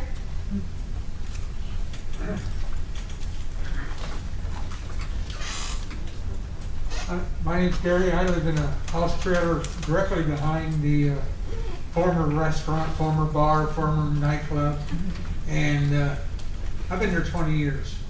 I was counting, we have 13 house mobile homes that back into this, and every one of us are retired. I am concerned about the security. I was concerned about the security. Now, if they say they're going to do what they're going to do, that's fine. I've worked for 30 years. I worked 15 years with the police department and 15 years at the high school. So I know the mental aspect of that too. So if the security is good as they say, I would not have a problem with it. But I do have a question. If we give them permission to do this, and 3 years from now, 2 years from now, there's so many complaints and arguments and everything, can we revoke that? Can we tell them, you're done, you're out of here? So that was a question I was asking earlier as well. Matt, did we get clarification? I think the discussion was, once the use is granted, it'd have to be determined to be a nuisance determination in order to cease the operation.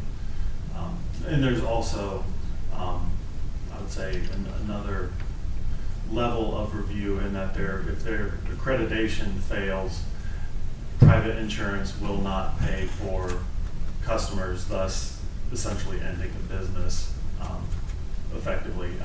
I don't know that for sure, but without private insurance, that'd be a difficult road. But from the city's standpoint, it would have to be determined to be it would have to fall in the nuisance category before the city could make them cease operation. Matt, one thing I was going to ask on the conditional use, would this only apply to this entity, or can we make that a condition? Is that, like, if they were to leave and another entity try to come in and open the facility, that they would have to reapply? Generally, first, I don't know the answer to that fully. I do know traditionally the conditional use goes with the property. Changing hands generally is not, once it's granted to whomever is there in general. One other question. Is the tree tops, right? The Tree line. Tree line? Tree line, is that, I don't know. It was another entity in town. It was not the one that was located Okay, by. have they had problems with people walking away, or? I would say that I have not had any significant complaints related to any of the treatment facilities existing in our community. Okay. Okay, certainly. I think there was someone, Nancy, did you have a comment? I did. Can And I then just say one thing? We'll let her respond and then you. If they're joint commission accredited, there will be a site visit by joint commission, and there's a period for open comments, and I would think the community could come in and make comments at the joint commission. During their accreditation Wait, Nancy, annually. Nancy, I have a question too. Yep. Go ahead. Finish your statement. No, I mean, it's just that, I think they come around, they give approval for 1, 2, or 3 years, and then they come back and do another site visit. So my question is, if there was a security breach, would they lose accreditation? Is that something that JACO would look at that. Okay. So they could lose accreditation over security breach. Depends on how they're defining seminal events, but I believe yes. And she keeps bringing what she brought up before about it was going to be, you got lawyers or doctors or their children there. What happens with the everyday people that we see here in Findlay? It's not just rich people who have drug problems. It's your everyday Joe out there. So if you think by making us feel that we're doing this for the elite, and so that makes it all better, it is not. I think what the reason that she's making that statement is related to the payment structure, because they're not taking Medicare or Medicaid. It would only be if you're willing to pay cash or have commercial insurance. So that is what that comment is related to. Well, I said it's wrong. Other comments? Yeah, come on. Hi, I'm Jackie Rothenbuehler. I am the gym manager of 1850 Manor Hill Road, which is directly to the north of the facility. That is Capital City Athletics, which is a competitive gymnastics and cheerleading facility, as well as recreational tumbling, ninja classes. We host birthday parties. We host open gym events. Obviously, our restrictions are a little bit different right now due to COVID. Obviously, I have a lot of the same concerns that everybody else has. I don't need to continue to go into them greatly, but this is the youth of our community. We have many Findlay City youth at this location. We have many Hancock County youth at this location. You know, the fence to the back, I understand, but like, why isn't, and I know you mentioned that you would be willing to put a fence, you know, to the north, but why isn't that being considered? We have a garage door that goes up on what would be our south side, and you can see the facility right out. So if they are out smoking on their, you know, their screened-in porch or out back or whatnot, for somebody who promotes to kids how to take care of your body, and even though if it's just tobacco, that's still bad for your body, and they see all of these adults, you know, out smoking right next to the facility. The concern of other people coming in is a concern, or throwing stuff over the fence as well. They mentioned that law enforcement would be called if someone, you know, departs. Well, my husband happens to be a law enforcement officer, and there's not enough manpower in any region. So is the City of Findlay Police Department already been contacted about this, or the Hancock County Sheriff's Department? Because my husband works for the state organization, and I can tell you they're not going to come pick up somebody on Manor Hill Road if they depart. So that's a concern. Has that even been addressed on how we're going to work that out? They stated in the proposal that I saw that, you know, they're here to help the Findlay community, and I think that's great. I think we need a need for this. But they also stated that this is going to be for the state of Ohio. So is it even going to be for our community? I mean, we're a very tight-knit community and want to take care of our own. How are we going to take care of our own if we have numerous individuals coming in from out of, you know, from other locations? And then, you know, being a community event, I am right next door. I didn't know about an open house that they were having.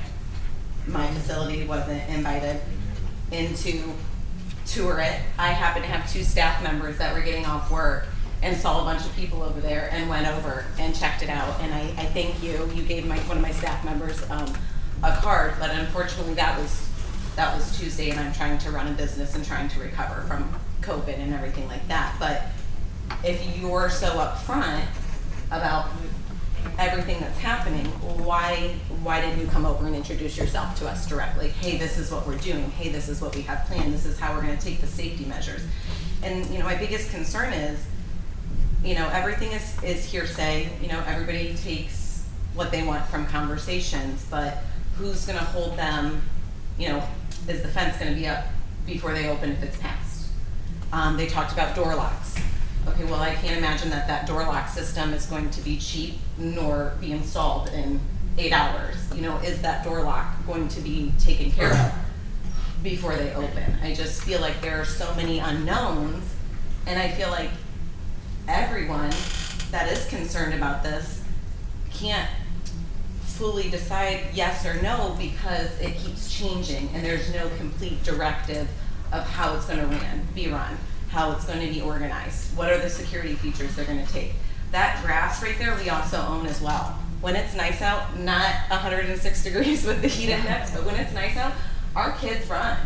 I mean, these are kids that travel within like a 6-state radius, and we had to speak on this 3 years ago because we were still there, and I actually had to speak first and then leave because we were going to a national competition in Florida. I mean, these are kids that are out there in the grass. These are families that are in and out, and these are people that are in your community as well. I think we need a facility like this, but where all of our checks and balances, making sure that our community is 100% secure and our community is benefiting. Because to me, it just sounds like it's benefiting, you know, for the addiction community in general, not necessarily the Findlay community. If I may just address real quick, so as we kind of have checked through things with the security measures and those types of items, again, that's going to fall back on the accreditation requirements before they would be able to operate. Related to any of the conditions related to the fencing, that would be part of what we would establish here as a committee, and they would have to, before they would be able to get the approvals from zoning, engineering, all those different things, they would have to show that they are meeting those requirements. Can I have a follow-up on that? Can they open up as non-accredited? So could they open up and then work on their accreditation and not have the security in place, for example? And then 6 months from now, they finally get their accreditation, and then they're required to put security in place. And that's what my concern is there's no... So let's address that. So how does that work? I see a couple people positioned. Yep, just come forward and introduce yourself, please, because I don't think you've gotten to address. Thank you for your comments. No, so Joint Commission, basically everything she discussed, for her concerns, they cover that. So when they come, they do, they review charts, they review policies and procedures, where we have like binders, they do security, they do environment and care. Okay, but to my question, can you open You without... You have to open before you have it. It's impossible. They won't come until you have clients in that level of care and completed charts. But when they come, it's like if you know, they'll come, and if it's not like that, they won't give you the accreditation. Okay. So how are you going to assure this woman that all of these things are in place on day one and not 6 months later? I mean, we can give a tour. We can do an open house before we open. Are you gonna let everyone know about it though? Because I would No, have but loved see, to. I apologize for that. That's on us. We got the addresses from the city where they were going to send it, and we just took that and we said we're going to do it first so that this would be manageable. Like it wouldn't be. We had like an hour and a half, 2 hours on Tuesday night, so we just took that list and we just duplicated it and sent it out. So I apologize. It wasn't on that list. Judy, go ahead. We found that. I discovered the change of ownership on your property was in the paper after we sent the first notices out, so I had sent them the other address, and then we sent out, did you get one for about the meeting? The agenda, yes. Yes, the agenda and the items, yes, because I noticed that, and as soon as we came in the office, I had the gal send it. I did not know they were having this open house. That was something they arranged. We didn't know anything about it, so. But still, if you want to come in and you want to be a community member, to me, I mean, are you Nate or you? I'm Nate. Okay. I'm not I Googled you. I looked up your facility. I reached out to people that I know in Sandusky. You know, I hear you're a stand-up guy. I think you would be great to run this facility. But you could have easily looked at my business and saw that it was Capital City Athletics, like the neighbors did that messaged me on Facebook, hey, don't know if you know that this is happening. To me, that's just good neighbors. Hey, we're coming in. This is the kind of facility we are, we're running.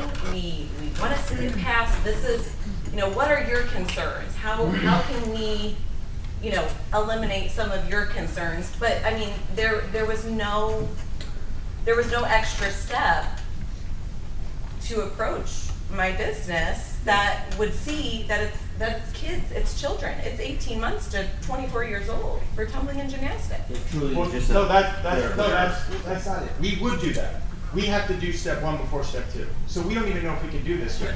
So once we got past that, then we would go and be like, this is what we're going to do here. What can we do to ensure your safety? That's why, like he said, where we said no one on the balconies. Like we have a plan, no one on the balconies, but then people are still concerned about people jumping off balconies. I don't see why someone's going to jump off a second-story balcony and run away, but if it makes you guys feel better to enclose them, we'll enclose them. Like, we have a plan, but we want to work with you. We want to do what's safe for everyone. But I think the issue is, and I can't speak for everybody else because I did not attend the open house, and this is the first time I've truly had conversations upon arriving today, is the plan keeps on changing, and I don't think, for me, I would like to see this, and this is gonna happen before you even open. Now, I realize with accreditation, that might not be possible, but if you've got the financials to purchase this facility and open a facility, then I think you have the financials to make those things happen prior to opening. Right, but the plan keeps changing because we have to appease to the city and Joint Commission and the state. So we have guidelines we have to follow. So that's what we stick to. You know what I'm saying? Like, they don't require the balconies being enclosed in. So if that's what you guys, that's why I'm saying, it's not like we have a set list and it's like, you're gonna, go and say, we want this, we don't want this. You know what I'm saying? We're just trying to make everyone feel safe. We want to work with you. We're not trying to be like, we're coming in, and we're not coming, to the middle of Ohio for a money grab. There's like big cities out there that will pay a lot of money. So it's not like, and this building is way over our budget. You know what I'm saying? It's not like we're like, all right. Right. It's not like we're just like, oh, for this we could just build something anywhere. And the other thing that I keep hearing is like people throwing drugs over the fence. Someone comes in, it's like they're going to a hospital. This is the place they go to physically get off the drugs before they go to another facility. So it's like our goal is to detox them so when they leave, they are clean of all, like they're not on heroin, they're not on any other substances. So if they're in there for 3 to 5 days, the only people they're going to have contact with is their emergency contact, and if they have a husband, wife, spouse, a kid, or someone who maybe they need to talk to, and we'll screen them first. Are they able to have visitors? I'm sorry to interrupt. No, I mean, unless they're, I shouldn't say no. If like their mom is their emergency contact, and the mom says, I want to come speak to them, then yeah, we let them, and it's like a supervised thing. Because, for example, like you can't guarantee that no other drugs, I mean, I know it's a detox facility, but for example, the Hancock County Jail can't guarantee that there's not drugs taken in. No, but you can't guarantee there's no drugs in schools either. But I'm saying it's like the thing is that someone's there for 3 to 5 days, whoever they were using with may not know they're there, and if they are, like, I went to detox. None of the people I were using with were willing to drive somewhere and throw me their drugs. That's just common sense. I'm not giving up my drugs for some kid who's trying to get clean. I would use it myself. I mean, that's just how it would be. It's sad, but. And I think my biggest concern is too, it's not just, like your primary, your primary business plan is not for Hancock County and Hancock County residents. It's for the addiction community. Correct. And that's, I think, another concern because we are a very tight-knit family, as a community, and, how do you decide if you've got, and I do not work in the medical profession. You want to learn how to do a back handspring? I can teach you that, but, let's say you have 4 intakes, one is Hancock County, 3 are out of Hancock County. How do you determine who to take? How does that happen? It would be, this was asked the other night, it would be, when we talk them, it's a voluntary facility.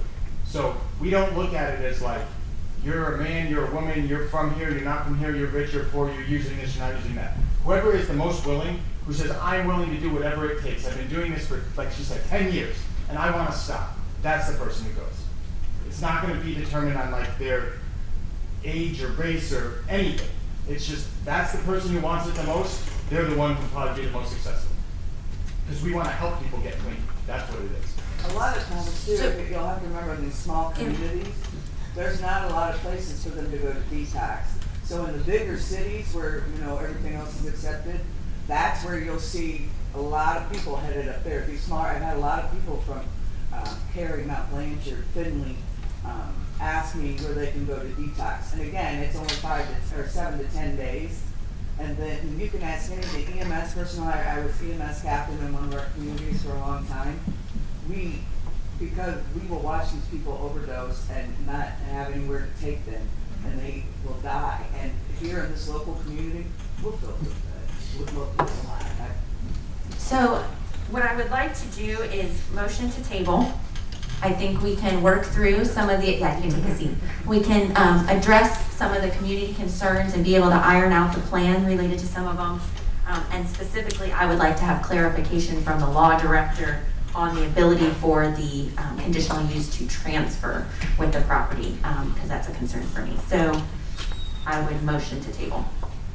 Second. All right, we have a motion and a second. I believe I saw someone raising their hand. Would you like to make a comment real quick, ma'am, if you would come forward? My name is Sally Guilford, and I live on Catherine Court, which is just a street over from Manor Hill. I did not come prepared to speak today, but I wanted to make the statement that not all of the neighbors are opposed to this. At least I am not. I think our community has a great need, and you know, God forbid that your little girl someday would make a wrong choice and head down this path that is so destructive to our community and our nation. I feel we have to have some faith and all these things that you're discussing about security and all that, I feel will be put in place. But you know, things can happen anywhere. I mean, before any of this was around, my next door neighbor, the condo next to me, was broken into. I mean, this is, you know, things can happen, whether there's a drug rehab place nearby or a church nearby. That's just the nature of life these days, I'm sad to say. But I just wanted Nate and his group to know that I am not afraid, and I think we need to be proactive in fighting this in our community. Thank you, ma'am. All right, right there, and then Elizabeth. My name is Marge Frisch, and I'm president of one of the condo associations out there. And I'd like to speak about something that regarding perception. This is another aspect of what's going on. We have a lot of seniors and handicapped people, and how they perceive this is very frightening to them. They may not know about it, but they've already been taxed by the COVID situation, as everybody else has, but more so for seniors, because they're very vulnerable. It's been brought up before here. Also, we have children at the gymnastics center over there, and even the seniors are very close. They have people in our area have grandchildren visit. Okay, we have that. We have another thing that's going on now with this, which is going to make them even more fearful. I have been around the people in my condo association. We take care of each other, and they're frightened. I mean, truly, truly frightened. There may be a few people that aren't, but I'm looking at all my place. Every single one of them has said something about it. We've all signed petitions. I mean, you have hundreds of names on your petitions that have been sent to stop this. And you are only frightening them right now and making it even harder. They have been trapped inside with the COVID situation. we have seen a lot of people in the neighborhood, families and seniors that walk this area for exercise, and they always have. They feel comfortable, they feel safe. They don't anymore. They've had so many things attack them that they're upset. And then something that people have also not mentioned is the fact of property values. I have some background in commercial real estate, 30 years of it, and have been a person that the Wall Street Journal calls regarding property values. The people out there, even though they're seniors, the majority of them, the value of their home is important because they may not always be able to stay in it. That's part of their retirement money. If they have to go to assisted living, you know, they expect to have that money if they sell to go ahead and help pay for that assisted living. And property values are going to go down. I'll tell you that right now. And I can speak nationally all over the place about that. Any area where something like that goes in, property values go down. Our area is in high demand for seniors. People, their kids have grown, they're downsizing, they're not physically able to do a lot of work, but yet they're not assisted living material. So they want to find a place like this to live. Right now, places are sold within a day or two, and many of them don't even hit the market, the real estate market. I mean, they're sold before the realtors can get a hold of them. You see this, property values will go down also. And that's the one thing that wasn't touched on. But the fear that's out there right now among the seniors is incredible regarding this. And if you want to damage a great number of people in your community that way, when they move there for the location and the safety, well, you know, that's going to be on your head. You'll have to answer to someone about that somewhere along the line. But yes, it's needed, but this is not the location. I fully agree. I helped someone that was on a drug overdose one time. That was a lot of years ago, but yeah, it's a terrible thing. And I know that something is needed, but this particular neighborhood it's not good. So I hope you take that into consideration as you talk about it and think about the fact if that goes in over there, would you want to move there? Would you want your mother or father to move there? The answer is probably no. That's all. Thank you, ma'am.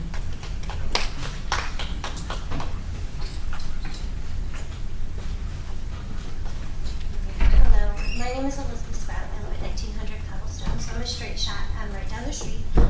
I just wanted to voice, I'll try to be quick, just my concerns. I do feel it's just unsuitable, just being a residential area with a lot of retired citizens, and then we do have some young children. I don't believe there's anybody here from Bluestone, but that is solely almost a neighborhood with just young children. I'm going to do my notes backwards because I do want to address some concerns that were brought up just a little bit ago, but I think one thing overall that hasn't been addressed are just the fears of this, because yes, there are a lot of fears, and once it's accepted, it's a part of our neighborhood. I'm not sure the terminology that was used, but what was it? Yeah, nuisance, thank you. Yeah, that it would have to be ruled as a nuisance. So we're a tight-knit community, all of Findlay is, but yeah, what would that look like, deeming it as a nuisance? I know some major concerns for me when looking through the proposal, which I went specifically through everything, through the staffing and the budget and the proposal, looking at having Narcan in the vehicles. That's a big concern for me. I know it's just a safety measure, but I don't know how to explain to my young children. We're always on Manor Hill. That's normally how we go into our development. So if my children do witness that, like, am I going to get training on how I talk with my children about what they just witnessed? I don't know how to do that. So I'm going to kind of bounce back to the top of my agenda here. I do agree that we do need a detox facility in Findlay. I do agree we're in a crisis. I agree to that. I just don't agree with the location. I think it would be great to place it somewhere in Findlay. I think that's a true need. This does hit home for my husband and I. We have lost 3 friends to addiction. My best friend's brother is in and out of facilities all the time. And then I wanted to hit on, I lost a student. So I do want to share kind of my professional perspective on this. I work with students with special needs. They're always really high functioning students, but they're students with emotional disturbance, a lot of trauma, and we do call emergency services, we call security, we call police. I'm very familiar, most of my students always have a security plan, like a safety plan for each child. So they have their educational plan, but then I write safety plans. So I'm very familiar with writing these plans, but then I'm also very familiar with what happens when they don't work, or when we call the police and they hear the children's name and they say, well, that child doesn't comply, and we have the child outside of the school, and there's just nothing they can do because they say, well, we can't do anything for that child, we can't arrest the child, and we just have a child walking. So I kind of feel like I have a professional connection here of, I'm just nervous of, I feel like we could have a facility right down the street from me with individuals that if they don't want to comply with whatever procedures are set in place, and then police are called or whatever procedures are put in place for them, I just am very uncomfortable with what that's going to look like within our neighborhood for the children, for the senior citizens, and really what that's going to look like. So I do have a couple other points I want to make. The smoking fence, I tried to really go in with an open mind to the open house. I don't know how we found out. Somebody had a paper. I wish it was kind of published outside so everybody knew about it. But we went to the open house. We tried to keep an open mind to get some answers and try to relieve our anxiety about this facility. But we left with more concerns. There were certain individuals there that were sharing, and it keeps kind of being brought up about the fence. And some of the conversations that staff were holding about they were almost acknowledging some of the concerns about, we're gonna have a 12-foot fence so people hopefully can't throw things over and this and that. It was just really concerning. So I hope you guys are hearing some of these things that keep being said. There were recovering addicts that were saying they've been in facilities and they were concerned that people are going to be coming for visitations and bringing in certain things. And I know they keep saying that they need to be on the emergency medical list, but that was a concern, a big concern of mine. It just really makes me nervous of who will now be kind of entering into our neighborhood. Other things that are just really making me nervous about this is just a lot of the information isn't matching up. And I know they're saying they're trying to keep up with everything, but even when it comes down to room numbers, of how many room numbers and how many staff members they're going to have, from reading the proposal, which was originally sent in from Tuesday to today, it just continually is changing. So looking at trying to be accepting and open-minded and trying to accept what could be happening and trying to be neighborly, and they want to have such a, what do I want to say? They want to, build this community and come in and help the community. It's really hard to build trust when for us, we're sitting here and listening, and it just seems the information keeps changing. So you're trying to keep an open mind and trying to look at everything and take it as truth, but it's just really difficult. So I just kind of want to voice that it's just been really difficult to keep an open mind when all the information seems to be changing so fast. So it's just really concerning.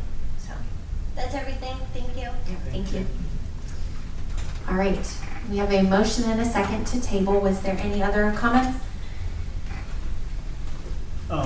Clarification about the staff on site. Is it one staff member for every, what's the ratio?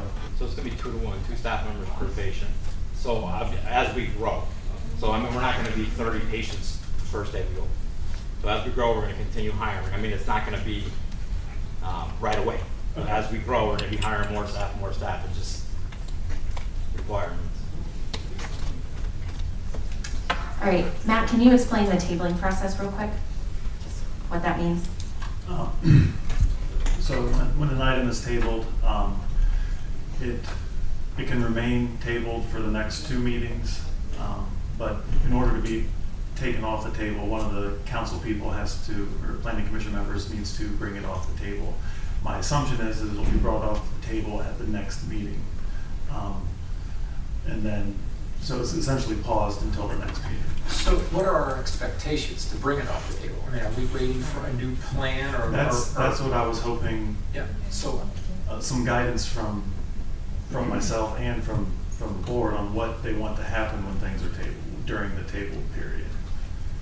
Okay. I think, in my opinion, the reason I'm asking is so we can get some legal clarification as well as address and clarify some of the concerns that have been brought up so that we can kind of readdress and reconvene and then determine if it's appropriate to move Right, on. and for me, I guess all the JACO accreditation elements, the security, that it's the fences and the locks and all those, they're in place on day one and not 6 months later when we get accreditation. So on day one, all those are in place. Okay, so I guess, do we want another open house? I mean, it seems like some neighbors were able to attend, some were not. I don't know, maybe that's up to you, I guess, but. But we can't do that until we close on the building. We Can you change on the come- locks and put a fence up. Can you come forward real quick and address, I understand you're still kind of in process, I guess, what your expected timeline or process was? The contract for the building is contingent upon us getting approval. So we can't put in fences. No, You know what I'm saying? Okay. But, okay, so you buy the building and you open 30 days later, and in that 30 days, we're putting fences and, the locks and, That'd be longer than 30 days. Well, okay, but, I mean, I'm just throwing numbers out, but I'm just saying. But, Yes, okay. correct. So on day one, all those are in place? Yes. Okay, all right. Yeah, and so I think we can just work through what items we would be able to specify in any conditions that we would place on it. I guess we'd be able to kind of go through and clarify what of those items and work through a reasonable plan to work with you all. And, maybe there are those conditional items that we go through and approve to make sure they're in place prior to opening. Right. If that occurs. So, I just think that we need to have a little bit more discussion and work through it so that we make sure that it's the right fit for the community as a whole in that neighborhood and that it's going to be a value-added organization in the community. So, does that seem acceptable? Yes. Do you need anything from us next month? We will be talking, I'm sure, later today. Okay. Okay. That's good. Okay. I don't have a question then either. Okay. No, I think that what we will most likely do is follow up with you, kind of hitting some of the questions. Okay. And then work through the best way, whether it's working with you guys to put together a document that goes out or another open house or whatever that would look like. I'll be looking for your direction on how we address those concerns. Okay? Yes, sir. Thank you. Yeah, to that Let point. people know of the open house too. We, I live right behind you. No, like I said, we just took the list the city sent us and we just. Can you post something in the yard? Huh? Post the sign in the yard? Oh, yeah. Yes. We'll make sure you guys, everybody around is aware of it. Okay, perfect. Yes, ma'am. And to that point, I was just thinking, from the applicant, kind of upon discussions with the neighbors, what they've heard today, kind of what is their kind of final plan that they want to convey to us for consideration. And then as a reminder, as always, feel free to email city planning or myself, mayor@findlayohio.com yes, that's my email, with questions, comments, concerns, items of support, whatever that may be. We welcome your comments. We understand that there's a lot of opinions, and anytime you can voice those in a way that we can kind of work through to make sure we're addressing them, I would appreciate that. So, all right, Judy, whenever you are ready. Got a vote, yeah. Mayor Muir, Aye. Mr. DeYark, Aye. and Mr. Thomas. Aye. Okay, item is tabled. All right, at this point, I do not see any other new items. I do not see any administrative approvals. Therefore, this meeting is adjourned. Thank you.